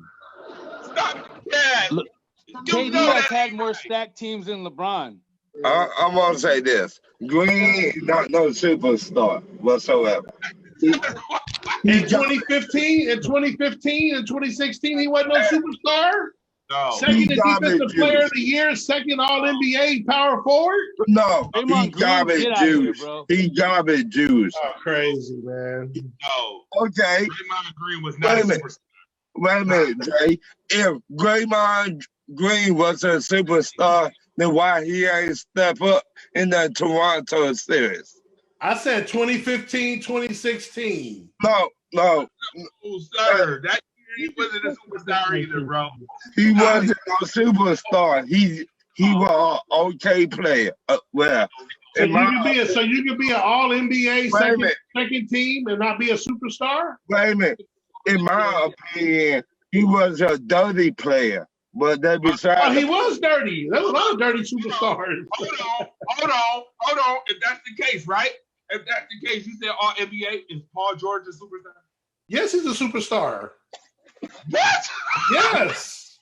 Paul George is a superstar. No, he is not. Yes, he is. He's not even rated PG-13. He's rated crazy. Paul, just because you don't like him, Paul George. No. I never said I didn't like him. But when it comes to clutch time in the playoffs, I didn't say he was clutch. Every superstar ain't clutch. Y'all mixing stuff up. Paul George is a superstar. Wait Let me a ask you a minute. question. Wait a Here, minute. hold on. Whoa. This where I catch you back. You ready for this? Yes. Kevin Love. You know Kevin Love averaged more points and rebounds than Paul George. Is he a Kevin Love is a Hall of Fame superstar. When he was with Minnesota, he was averaging 25 and 11. I'm up. Don't say Minnesota, sir. Hold on. No. Kevin Love at one point was a superstar. Hold on. At one point, Kevin Love was a superstar, yes, in his prime. He ran a franchise, a Dookie Minnesota franchise. Right, and it had nothing else. That's like he's the same as Chris Bosh in Toronto. Same thing. The 1-2 years the couple years he was in Minnesota. I'm talking more recent, sir. He's a superstar. No, Kevin Love is done now. I'm talking about when he first went to Cleveland, he was a superstar. Yes. Wait a minute. I love how you say he's done now, right? Yes. How many rings does Kevin Love have to show for it? Wait a minute, time out since you want to go there, right? Go look up what Kevin Love averaged for Cleveland last season. No, but I ain't talking about 2020. I'm talking about 2015, 2014, 2013, 2016. Nah, man. Okay. You can't stay in your prime forever. Hold on. And he's been injury prone. He's out of shape. He wasn't going to play that long. He wasn't going to have that many prime years, bro. Where you at? Hold on. Look at Sean Kemp. Look at Sean Kemp. Look at Sean Kemp, how dominant he was. And then look how quick he fall. Look at Vin Baker. Look how dominant he was. Look how quick he fell. Some dudes conditioning. Some dudes are injury prone. They don't last. OG, that very disrespectful to put his name and Kevin Love name in the same sentence. I'm comparing the longevity of being in your prime and how quick you can fall off. Okay. Sean Kemp all of a sudden was a stud. Van Baker was a stud in Milwaukee, then all of a sudden he just fell off. Ron, Kevin Love will go down as the only superstar I know that can be consistently trash. So hold on. So you saying Kevin Love is not a Hall of Famer? Kevin Love is a Hall of Famer? I'm asking you. They got a ring? No, I'm asking you. Kevin Love has one ring and 4 appearances. So will he make the Hall of Fame, yes or no? Because we're going to remember this conversation. Yes, we're going to remember this conversation. He's going to easily make the Hall of Fame. I'm going to say he makes the Easily? Yes. Not because it's easy. I ain't going to say it's because it's easy. I say he probably will make the Hall of Fame. But it won't be easy. I'm telling you that. I'm looking at it. His prime was difficult to deal with, inside and outside. King, I'm going to ask you this. Do you think Green to take a team to the finals by himself? No, what kind of question is that? Because that was a super. No, he's the third. No. There's all-stars. There's tiers to this. There's Batman. There's Robin. Then there's, Nightwing. There's tiers. So let me ask you a question. What was Serge Ibaka then? On what team? Oklahoma? Toronto? Any of them. Yeah. Oklahoma. Serge Ibaka's not even a star. Bro. I'm done. Serge Ibaka? What has he done? Y'all killing me over here. Serge Ibaka, if he made an all-star team? Hold on. Has he ever made an all-star team? Has he ever made one? Wait a minute. Serge Ibaka averaged more points and rebounds than Draymond Green. What are we talking about? You might want to go look that up. Has Serge Ibaka made an all-star team in his life? What are you? Okay. I'm asking the question. I just told you that he has impacted, when we talk about performance, more than Drake. This is why I said inflation. It's inflated. You know the NBA inflate players more than the Lord allows. Stop it. I didn't say that, but I'm saying Serge Ibaka is not a star and has never made an all-star game in his life. The only reason why Draymond Green made an all-star team because the head coach was always Steve Kerr, and they put him on. Come on, man. That's a conspiracy, man. Donovan, can I ask you a question? Has Serge Ibaka produced more than Draymond Green? No. Absolutely. No. Come on. Y'all tripping, man. I'm a coach, bro. I think I know. On the defensive side of the ball, defense and offense. You said Ibaka was better than Draymond on defense in his prime. Serge Ibaka was a block specialist. Are you Was serious? he a better defender, on the ball defender than Draymond Green? No, I just said that he produced though. He produced. I didn't more say than he didn't produce, but he ain't no star. And he was still. Wait the hell up a minute. Draymond got multiple. Hold on. Draymond got multiple All-Stars. Draymond got multiple All-Stars and also got multiple All-NBA teams and was in the top 3 in Defensive Player of the Year twice. What does Ibaka got that can compare to that? More points in production and more rebounds. More points, but Draymond wasn't a scorer like that. He wasn't asked to do that. Oh, you moving the goalpost, bro. In order to be a superstar, you got to produce. I said he's a triple-double threat. He can pass the ball way better than Ibaka. He's a 9, 7, and 8. Go look at his stats right now for his career. He's a 9, 7, and 8. So y'all crazy. You saying Ibaka is a better NBA player than Serge Ibaka than Draymond? Y'all crazy. Yes. No, that's not what I'm saying. I'm saying that. You crazy, bro. Ain't no way. He produced more than him, though. He produced more. He might have scored more, but that's it. I just gave you 2 stats that he did better: scoring and rebounding, sir. Score and rebound. What's their rebound stats look like? I don't. Go look it up. I'm gonna just tell you to look it up because I know for a fact that you just told me. Hello. You want me to look? I'm looking at his stats right now. Ibaka for his career is not a better player than Draymond Green. I don't care. For his career, Serge Ibaka is averaging 12 points a game, 7 rebounds a game. Okay, now give me Draymond's career stats. All right. Draymond. 2, 2. Whoa, Eric. No, give me OKC. Nah. We talking. Nah, come on, bro.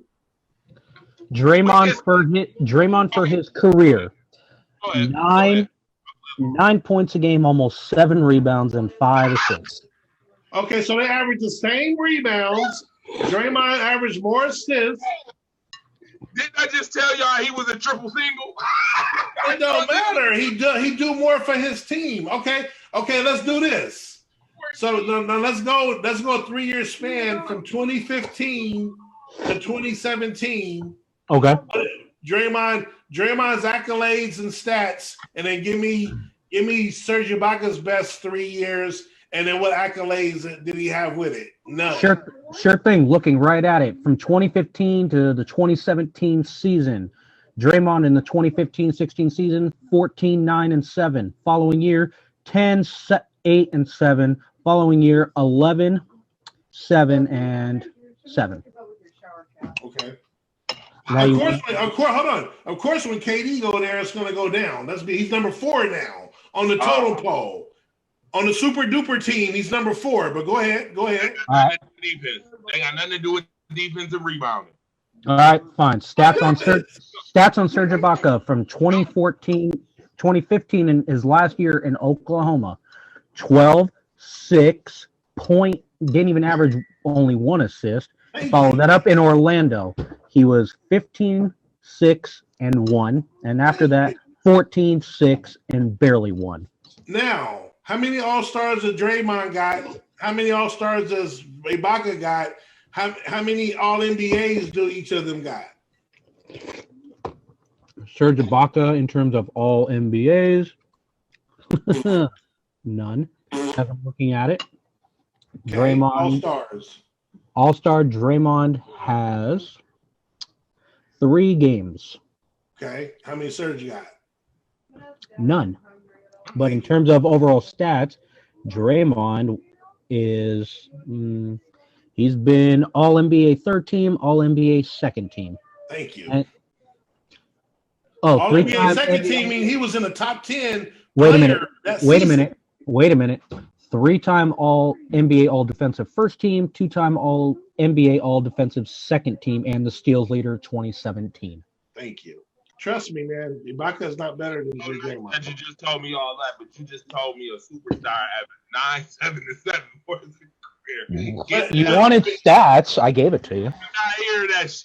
I'm not No. hearing I said he was the third All-Star on a super team. That's all I'm saying. That's a super team. If you're an All-NBA player, number 2, how is that not considered a super team? Can I ask you a question? I'm gonna ask you this one more time for crying out loud. You just told me Paul George is a superstar. Yes. No. When? Why? Okay, why not? Paul George is When? an all-star, not a superstar. I just told you that Kevin Love produced more than him on 2 different circuits. And I want to say Is Kevin Jimmy Love, Butler a superstar? No, he's not. Is Jimmy No. Butler a superstar? No. If He's Jimmy not. Butler gets to the NBA Finals, how is he not an elite? That's what I'm saying. Y'all crazy, He's not, bro. a superstar is the Y'all elite crazy. of the elite. But King OG didn't let Jimmy me Butler finish. is a Hold superstar. on. King OG didn't let me finish though. But I would consider Jimmy Buckets more of more of a superstar than Paul George, son. No, I agree with that. I got him higher than Paul George too. But he's not a superstar. He is a superstar. You see what he did in the finals with that short-handed team against LeBron? Huh? Don't You cut so said- many players can do that, bro. Do you want Paul George's numbers? Not King George. No, he's more like LeBron's little jester. Here's what I'm telling He you. said LeBron's jester. Jimmy Butler has always been a great addition to a team who doesn't have a second or third for real. He in Miami. Tell me who his second was or his Bam Adebayo. Oh, I was gonna say. Oh yeah. Oh, watch this. Bam Adebayo balled out. Would you say that Bam balled more than Jimmy did? No. Not in the finals, he didn't know. Playoffs, Hold on, bro. okay, hold on. Wasn't Go to Bam the NBA Adebayo injured finals. in the finals? Go to the NBA finals and pull up the stats. For the playoffs. I mean, I don't know, man. They went back and forth. They went back and forth. Ryan, They go went ahead and back put and your eye forth. up there. Put your eye up there, Ryan. Put your eye up there. Actually, give us the stats. Give us the stats for Butler and Adebayo for the playoffs. Out of curiosity. Okay. I'm looking at him right now for I Bam like both of Adebayo those right players. now. Bam Bam Adebayo in 2018 and 2020. First year in the playoffs, 2018, 3.4 points a game, 4 rebounds, no assists, barely averaging a block. Followed this past season, 17 points a game, 10 rebounds, 4 assists, 1 steal, almost a block. 17 and Okay, now go to Butler. Go to Jimmy Butler. Okay. Let's pull up Jimmy Buckets. Do you know 17 and 10 is what Paul? Well, no. Actually, do you know 17 and 10 is what? So for a big to be a superstar, you got to be a 20 and 10 guy for me. All right, here's Jimmy Butler's numbers just with Miami. What seasons do you want for Jimmy Butler? Eric, stop, Eric. Hold on. Because see, I done caught you. Right there with that. You said your big man got an average 20 and 10. Yo, If you're a superstar, yes. 14 years since so Kevin Love is not a superstar. Then, of course. He averaged 20 and 10 for like 6 seasons in a row. No, he didn't. How many seasons did he average 20 and 10? I was looking right at it. Since he entered the NBA, how many seasons did he average 20 and 10? 2. Go ahead. Just 2. Okay, hold I'm on looking at it real right quick. Give me his stats 2 or 3 years around that same time. What were his numbers? I bet you it was barely off. Tell me his stats where he didn't average in the first 5 seasons. Give me each season. In the first 5 seasons, going from 08-09 to the 2012-2013 season, he only averaged over 25 once. Okay, 25, right. He averaged 26 points a game, and then his final year in Minnesota averaged 26.1. Okay, now rebounds each year. Rebounds. His highest rebounding average was in 2010-11, 15.2. Thank you. The man was a stud. It's dropped off. Minnesota. Right, but I'm just saying, if you go to Cleveland, Again, he's number 3. Wait, OG. Hold on. Chris Bosh. Hold on. Chris Bosh in Toronto is a 25-12 guy. He goes to Miami. He becomes what? You tell me, stat man. This will tell you it right here. OG. He was doing that in Minnesota. Who else was in Minnesota? Who was with Chris Bosh in Toronto when he was doing it? Nothing, but guess what? Bosh, when he went to Miami, still was. I'm looking. No. Tell him Miami. Tell him his stats in Miami, and tell him give me Kevin Love's stats in Cleveland. Give me Bosh stats in Miami. There you go. Give us Bosh in their first 2 years with the new team. Bosch's stats immediately with Miami the first season, 18-8-1. Following year, 18-7-2. Can I give me Kevin Love's first 2 years in Cleveland? Okay, fair enough. 11-9-1, 14-11-2. Okay. I didn't realize 11. I thought he averaged more than 11 the first year. You wanted stats. I didn't say Love was better than Bosh. I'm just comparing the two because they both came. I said they were both superstars. I said all these players are superstars. Butler, Paul George, Kevin Love, Chris Bosh. They all superstars. And guess what? I'm gonna say Hey, you guys wanted the stats. I gave them to you.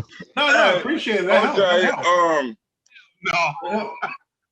So you think Paul George average in Indiana? In Indiana? Yeah. Okay. What did he average? 2.2 games. What? 2 point? The hell is you talking about? You talking about his rookie year? Got his numbers right here. And he wasn't no high. He was real raw when he first came into the league. He only played 1 year in college. What's his name was actually supposed to be the number 1. Granger was then the best player on Indiana when he came. He was supposed to be the number 1. Right. Well, George's numbers his first 2 years are really, really bad. Right, but what about the next 2 years? First 2 years go as accordingly. In first year in Indiana, 7-3-1, and then 12-5-2. Okay. Then what? He didn't have his best year until his final season with Oklahoma when he averaged 28-8-4. No, but what did he do in Indiana before he left? In Indiana before he left, 23-6-3. Thank you. 23, 6-3. 6-3, yes. Let me ask you a question. 23, 6-3. So by that standard, CJ McCollum is a superstar, right? No, but that's Kyrie Irving type numbers though for most of his career. Wait a minute, King OG, stop moving the goalposts right now. You said no, but catch him. Well, hold on. Go tell me Kyrie's numbers in Cleveland when he was with LeBron. I don't want to hear that. We know, because guess what? Y'all always yell that LeBron need help, but Kyrie gave him 30, 40 a night. I don't want to hear this. Hey, listen, I'm going to be honest with you. I don't like the player in LeBron all like that. Sometimes it's all right. I think Miami was his best LeBron to me personally, even though I think the 16 LeBron was the best. Even though Wade ran his mouth and they got ran off the court by Dirk Nowitzki. Wow. in the AARP team, they got ran off the court by them. But let's be clear, Stephen Curry is a 3-time champ. Probably the second or third most influential player in NBA history, period. Third, not second, maybe third, though. Want Kyrie's numbers? Because they ain't too bad, but they're not also that great. Whoa. Wait a minute. OG, I need... So we know who number 1 is. I don't got to mention number 1. Yeah, we know the one next to him is number 1, but who's number 2? Allen Iverson. Oh, you know what's so funny? People really say that. I've heard this Allen Iverson, Steph Curry all day. Influential? Oh, yes. Allen Iverson was better than Dwayne Wade, and I agree. don't So for me, I do got him 3 in shooting guards and Dwayne Wade 4. I actually have him slightly over Dwayne Wade myself. And I'm gonna go further. And I'm a Jordan fan. So Jordan's a GOAT. There's no question. But if we were doing like boxing and we were doing a pound for pound, AI might be, besides Jordan and Kobe, or like, those the top couple guys, he might be the best player in NBA history, pound for pound. Funny you mentioned Iverson. That's how good he was. That's funny that you mentioned that. So wait a minute. So you would say that Iverson is more. What is the reason on Iverson being impact? Yes. Look at his appearance and the way he carried himself. He brought no. He brought hip hop. He brought hip hop to the NBA. He changed the dress code, so there is no dress code. He brought tattoos, braids, a whole era to the game of basketball that players were scared to do before him. And once he did it, everybody did it. Okay. So wait. What about Rodman? No. Hold on. Right. Yeah. What about Rodman? Rodman was doing that. Nobody fought. No one. Rodman, it's still a dress code. No one was no hip hop. Rodman don't even listen to hip hop. There was still a dress code. Nobody followed no. Rodman was weird. Nobody followed that dude. Come on, bro. You were hey, people were like, whatever Rodman sported, I'm going the opposite way. Oh, okay. So watch this. Now here's where the debate really goes. All right, you said all that, right? Stephen Curry has not only transcended basketball. I said number 3. Get him, Dre. I would number 3 ain't good enough. No, I would say he's number 2. And here's why. Thank you, Dre. Here's why. Steph Curry has not only transcended NBA basketball to the point where now it's cool. You see all that you just seen in all this soft shit we see and everybody's shooting from 30 feet. I don't want to hear that. Call that soft? Oh my God! Here we go. It would only be soft. It would only be soft if. Hold on, watch this. How many teams is in the NCAA that play basketball? I think it's at least about 200. No, it's 1,000. At least I'm talking about just a Division I alone. Oh, yeah, you're somewhere. Oh, so the Division 1, 2, and 3. Hold on, timeout. There's hundreds of programs. Hold on, high school basketball, JV, and varsity. Hold on, AAU on every level, semi-pro on every level. Hold on, NBA, G League, the whole 9 yards. Stephen Curry done made it cool to shoot threes, and everybody. We know that. We know that. Damn near the big thing. And you don't think Stephen Curry has had a more impact? Nah, number 3, bro. Allen Iverson brought a whole generation and a whole genre in the NBA, bro. Whoa. We're talking about somebody who actually. That's why you see Russell. Hold on. That's why you see Russell. Hold on. That's why you see Russell Westbrook and all these dudes dressing in these stupid ass outfits and hairdos because of Allen Iverson. So I have an answer.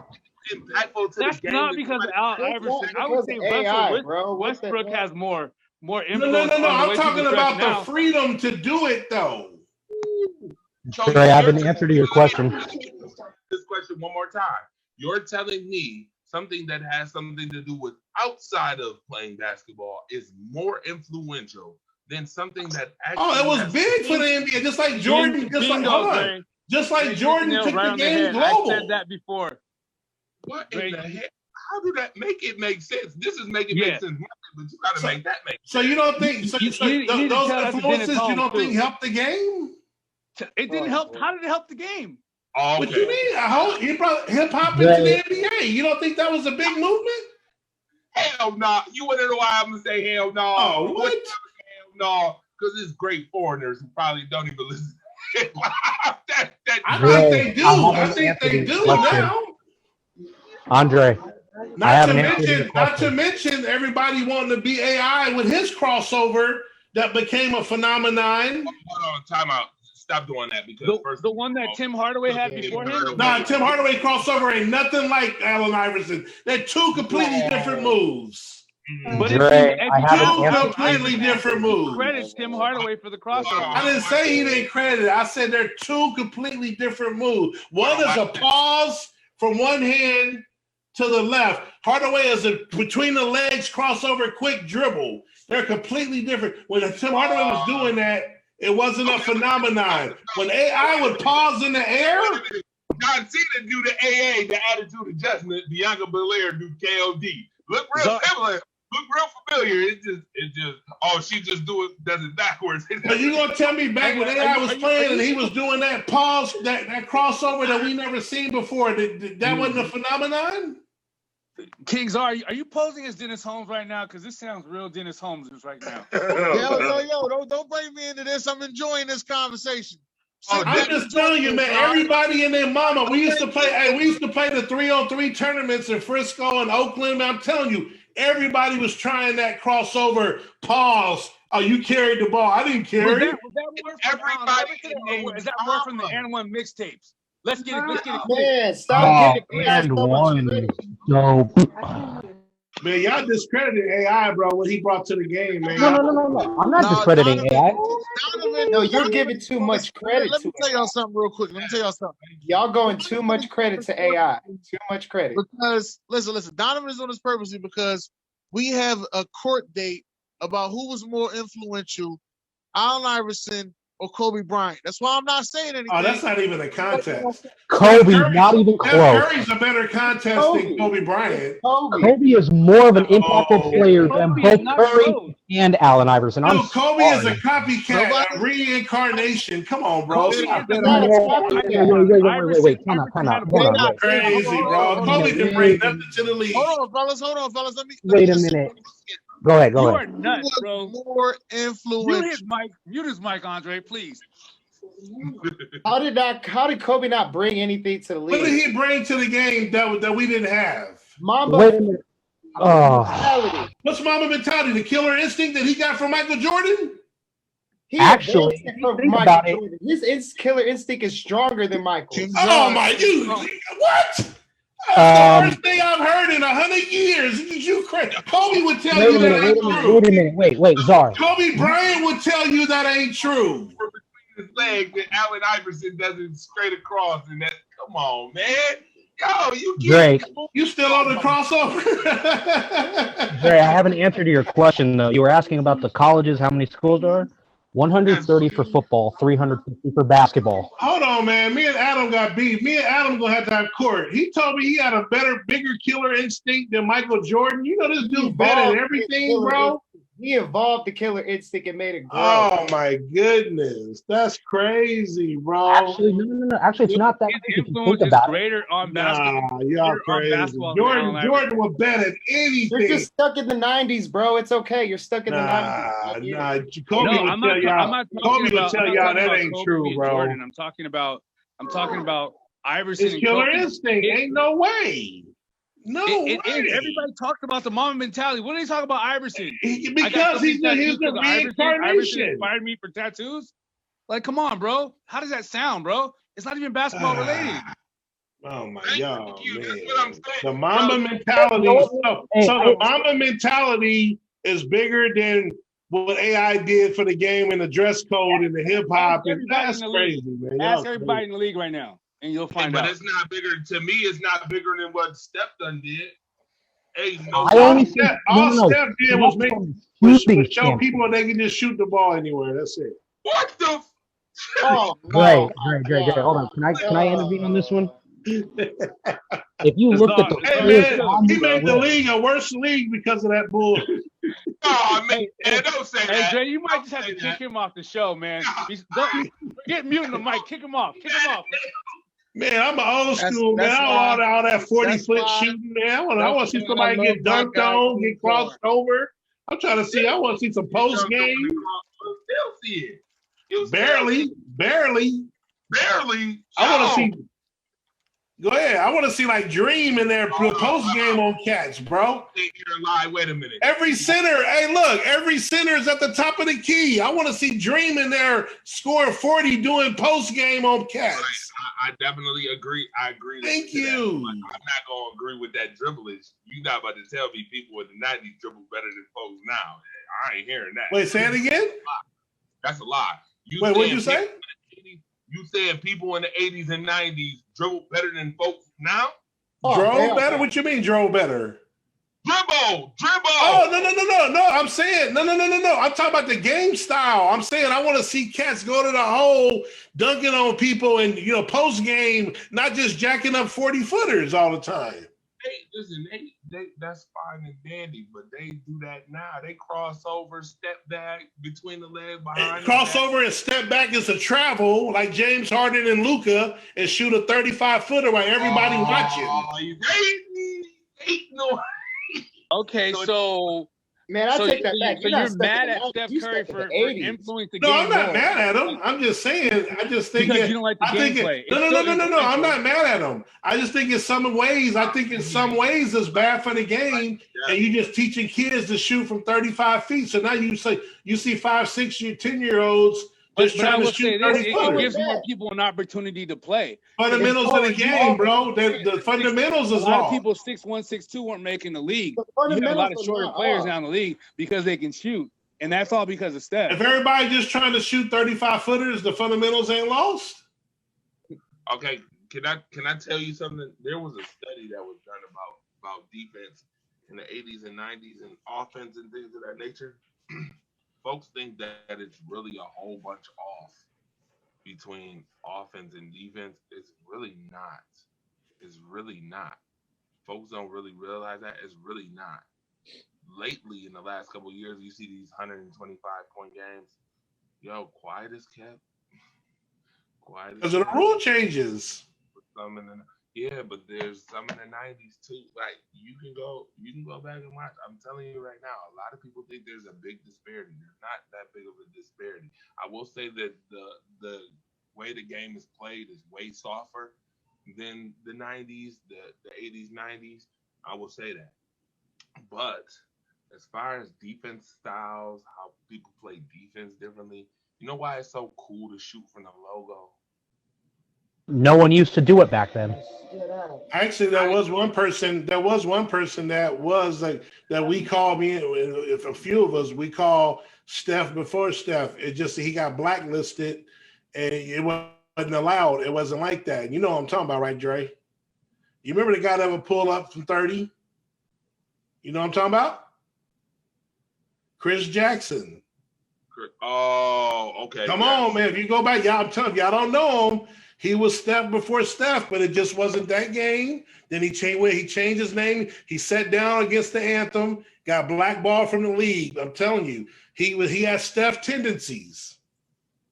Yeah. But it just wasn't time. It just didn't go down. Are you talking about Mahmoud Abdul-Rauf? Yes. Yeah, Mahmoud. Yes. Hey, Dre, yeah. what was that slide after those 6 NBA players? Oh, the point guard thing? No. It had like Derrick Rose on there, or Can you pull up that slide for a minute? I wanted to look at that really quickly. We is way over the time too. I had one quick thing to look at before that was it. I just wanted to see what was on it. That's all. All in the prime. Who's the best point guard? Oh, okay. Can I remove somebody from this list right now? here you go. I'm immediately removing. This nerds with melanin. That's funny. I'm immediately I am removing Tony Parker from this list. I'm sorry. Oh, okay, I can see that. Gary Payton, the glove defensive player of the year. Oh, Jay Kidd, one of the leaders in triple doubles. Steve Nash, one of the best free throw shooters of all time. Whoa, wait a minute. What? What? Did I see that Curry's shots are called prayer shots? Then you know what? He must have a hell of a great connection with Jesus Christ. Oh yeah, as if Kobe did. As if Kobe correctly. As if Kobe didn't throw up prayer shots in his career. Connection with the great one upstairs. Then, if those is bro, stop. Then what were the shots Kobe was putting up? Were those prayer shots? Can't even believe I just read that. Curry's shots is called prayer shots. Really? Wow. This is so. He practices those shots like 24/7. Hey, Dame got the same prayer shots then. Yo, I can't believe this. Yo, what? I told you he must have a great connection with Jesus Christ and his Father. But to answer the question, it's easily Derrick Rose. Yeah, the answer is Derrick Rose in his prime. If he's not injured, healthy, at full 100%, yes, Derrick Rose is the best point guard on here. I'm sorry. His physicality is much more extreme than Russell, and Russell's not reliable. I'm sorry. Russell is just not the guy I want to go to at the end of the game, especially with how his tendencies go to be some kind of a ball hog and not have good team chemistry. I'm sorry. Now, I will say Baron Davis knees too. If Baron Davis didn't have them knees, he was a monster too, man. If Baron Davis had the resources and had the right team, he would have had multiple rings by now. Please, I'm just gonna say this right now. Do not Mr. Number 3 in the Thunder. You know what? If CP3 had gone to the Lakers, if Chris Paul went to the Lakers with Kobe, I guarantee you, Kobe, CP3, and at that time when LeBron was supposed to come to LA, those three would have easily won championship after championship. Forget LeBron. He wouldn't even need LeBron. Right, I agree. No, when that talk about how LeBron, when he was leaving, if he had come to LA with Chris Paul, those three teaming. And Darren Williams is slept on. He had bad ankles too, but Darren Williams is nice though.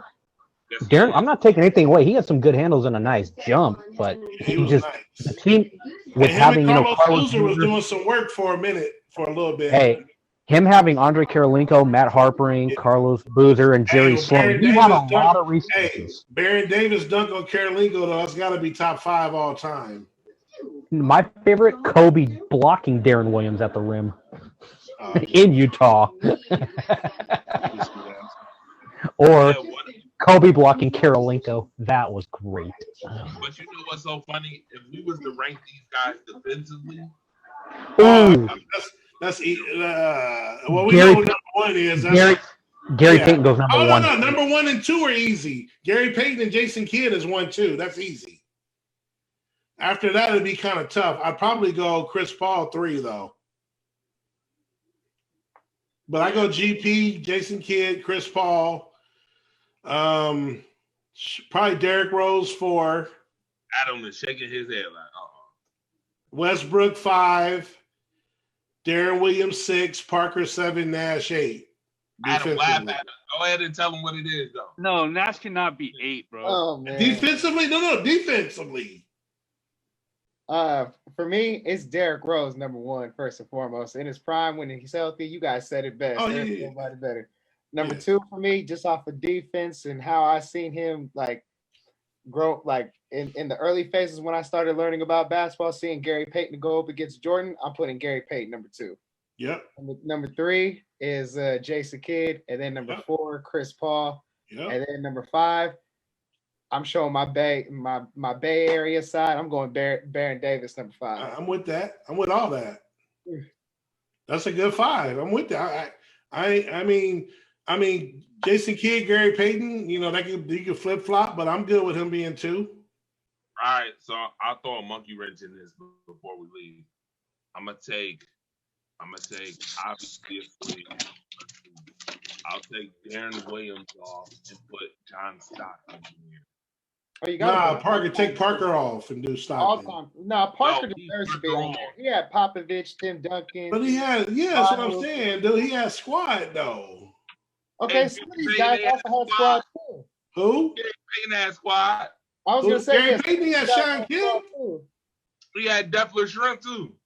Well, yeah, you're right. They just ran into Jordan. You're right. Don't say he has squad now. I keep forgetting how many people Jordan stopped from eating. So I keep forgetting how good the teams were. Jordan didn't stop them; they just couldn't beat him. Jordan, that's the same thing. It's the same. You don't eat. Right. Would you consider Shaq and Kobe a super team when they played? A super duo, the second greatest duo of all time. So probably behind who? Scott Jordan and Pippen. Okay. Oh, okay. That's easy. Wow. 1, 2, easy. Whoa. From a center guard standpoint, no. I'm just talking about dominance and just the best duo from whatever point you want to do it from. Okay, because they got the 6th ring. I wouldn't say production wise though, Jordan and Pippen is not over Kobe and Shaq production wise. That's Jordan and Kobe that's the greatest duo we've ever seen, man. Yeah, they're the greatest duo for the championship domination. But I'm saying, okay, so watch this. Let me just put it this way. Obviously, you put Michael over Kobe, right? The But how GOAT. many points did Kobe? Right. How many points did Kobe average versus career? How many did Michael? I mean, I had to look, but if I had to guess, I say he averaged around 28 a game.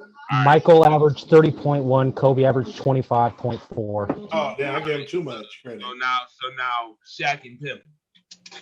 Oh, you doing it? See, we talking strictly stats. Shaq. That's not what I'm going by. I'm talking about production. That shows you the greatness of Michael Jordan. So no, I'm not going there. I'm just saying the best. I just said production wise. Nah, just the duo, like just who was dominant and you couldn't beat him. And yeah. No, for sure. Yeah, because come on, I was about to say Pippen averaged 17 for his career. Pretty sure that in the times that Shaq and Kobe played together, outside of Kobe's rookie year, from 97 all the way up until Shaq's final season when they lost to Detroit, Shaq and Kobe made the All-Star team every single year that they played. Yep. Yeah, so here's Did Michael and Scotty make the All-Star team? Not every year Pippen played. Hell no. Pippen was, man, that's what I'm trying to tell people. I There's don't the knock Pippen. difference. No, but that's what I'm saying. That's not what I'm not basing it on that. Oh, I know that. I get that. You know how you we were supposed to talk about basketball. Pippen might not have became Pippen if he didn't go to the Bulls, to be honest with you. Days are 135. All right, so here's what I'm gonna. And I already see disrespect right now, Andre. Oh. How the hell is Triple H a 6 seed? What? And why is John Cena a 5 seed? Why is John Cena a 5 seed? Are you serious? Y'all crazy, bro. Triple H and Hulk Hogan is like a final matchup. Man, you really in the 1990s. Man, God, good Lord. I guess I am because I stopped watching in like 2000. So this is disrespectful. This whole list is disrespectful. Thank you. It's quite. That's why I said make it make sense Monday. The whole entire day. Obviously, you see the thing is make it make sense Monday. And y'all got to make this make sense. First of all, how was Kane number one? I agree with Stone Cold on the left side being number one. I will throw that out. Number one over Undertaker. That's what I want to know. Number one. If we see, it says Master Eliminators, but I don't want to hear that Master Eliminator crap. When how many times has Kane won Royal Rumble? How many times has Undertaker won I'm looking at the stats of the Royal Rumble match. This is ridiculous. This needs to change. This list needs to change real quick. So we got the Master Eliminators versus the greatest winners. Really? So what makes McIntyre a greater winner than any of these? Please, somebody got to make this make sense. This list makes sense. So Shawn Michaels, Randy Orton. Hey, Shawn Michaels go crazy. He shouldn't be higher than Triple H, though, man. Stone Cold is 1-3. No.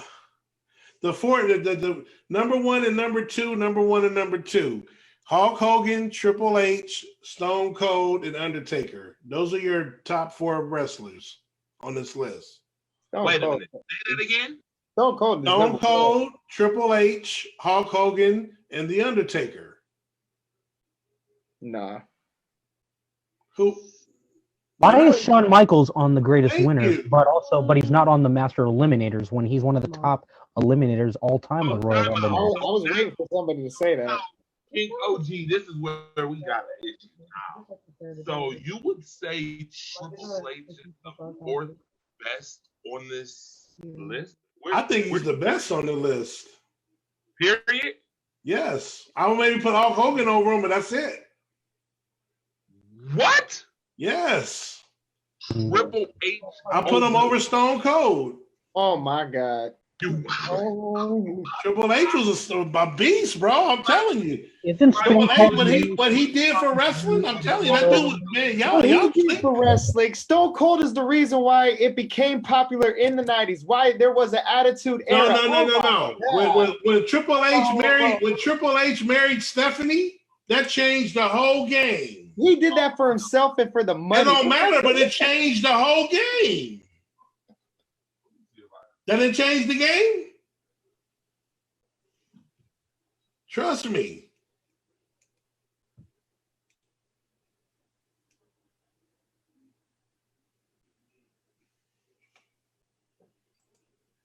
Y'all lucky my son sleep, because I surely was about to go get him.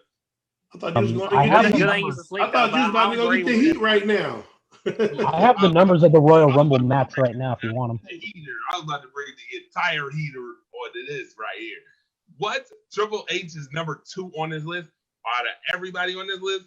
Triple H was where would you put him at? Okay, where you rank him at? Where you ranking? Oh, first of all, Stone Cold is number 1 on this list. Okay. All right, number Oh yeah, 2. I agree. Hogan, first of all, Hogan was a showman, but Stone Cold, for what Stone Cold did, the Attitude Era and keeping wrestling going after that is definitely yo. And you don't think when him and Triple H hooked up made Stone Cold even more popular? No, because his best rivalry was The Rock, quiet as cat.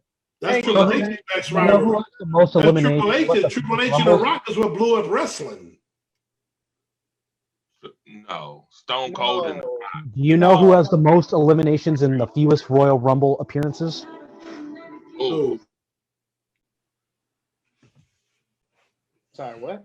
Who would that So be? glad you asked right now because the most Royal Rumble eliminations as of the 2021 Royal Rumble, Stone Cold has 36 eliminations in only 6 appearances. Right. That's correct. That sounds right. Stone Cold. Well, I think what helped with that was I think he entered number 1 in one of the 1990 Royal Rumbles, and he was able to just fling people over the ring. Oh no, wait, no, that's when Vince and him battled outside. Never mind, I'm tripping.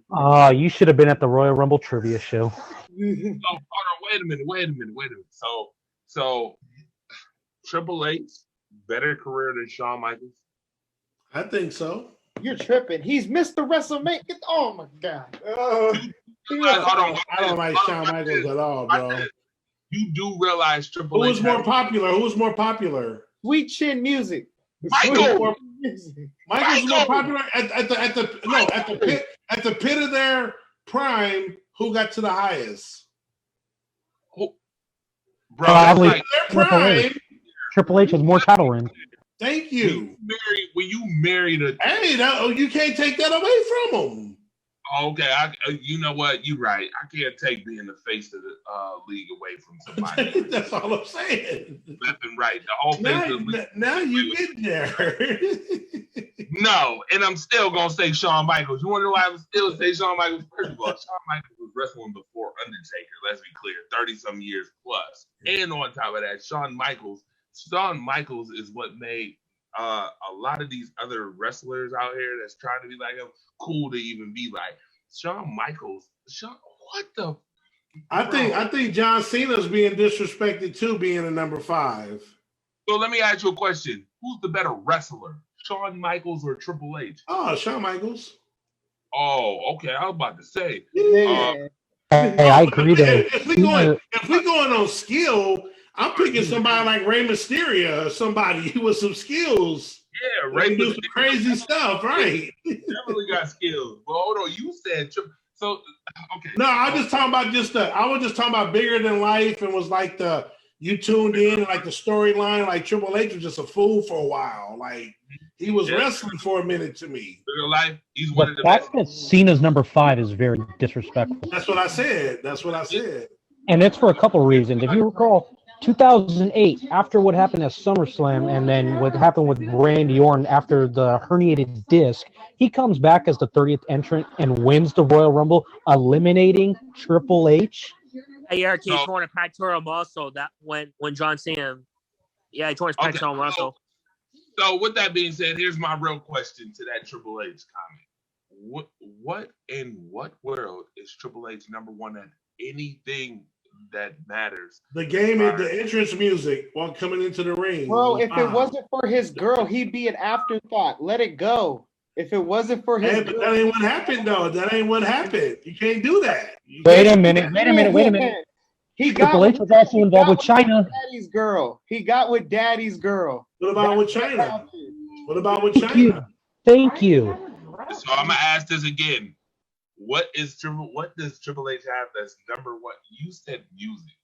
That right there explains it all. Hey, but that's the thing. No, Hey, no, the no, game no, was no. dope though. First of all, I disagree. Hey, Triple spit H- that water out. That shit was clear. Hey, I tried to spit that water out and get that miss. I just kept spitting water. I couldn't even do it. Hey, Czar, I can tell you a more intimidating entrance than that. No, quiet as kept. I don't. The Undertaker. Yes, No, I didn't say intimidating. I said just the dopest.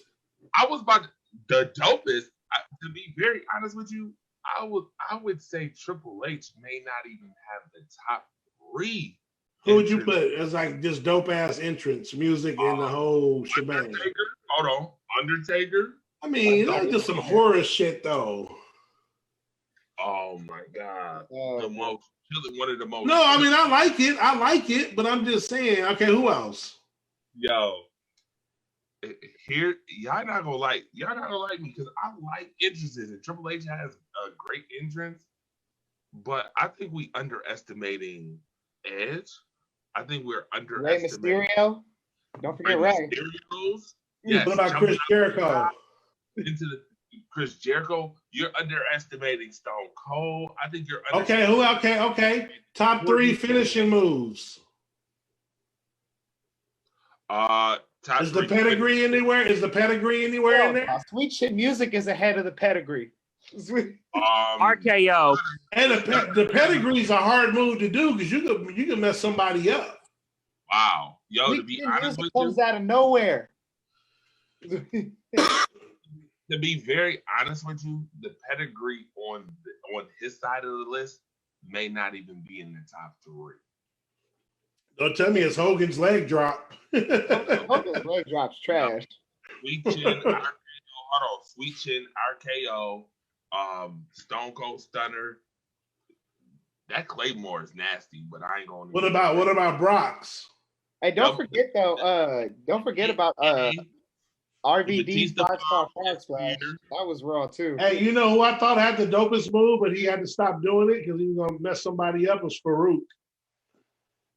Oh, that yeah. Oh, you thought the Dominator one? Yeah, that was savage. He had to stop doing that. That was nasty. Tombstone, Last Ride, Tombstone. What about the choke slam? Big Show was a beast for that. That was a good one.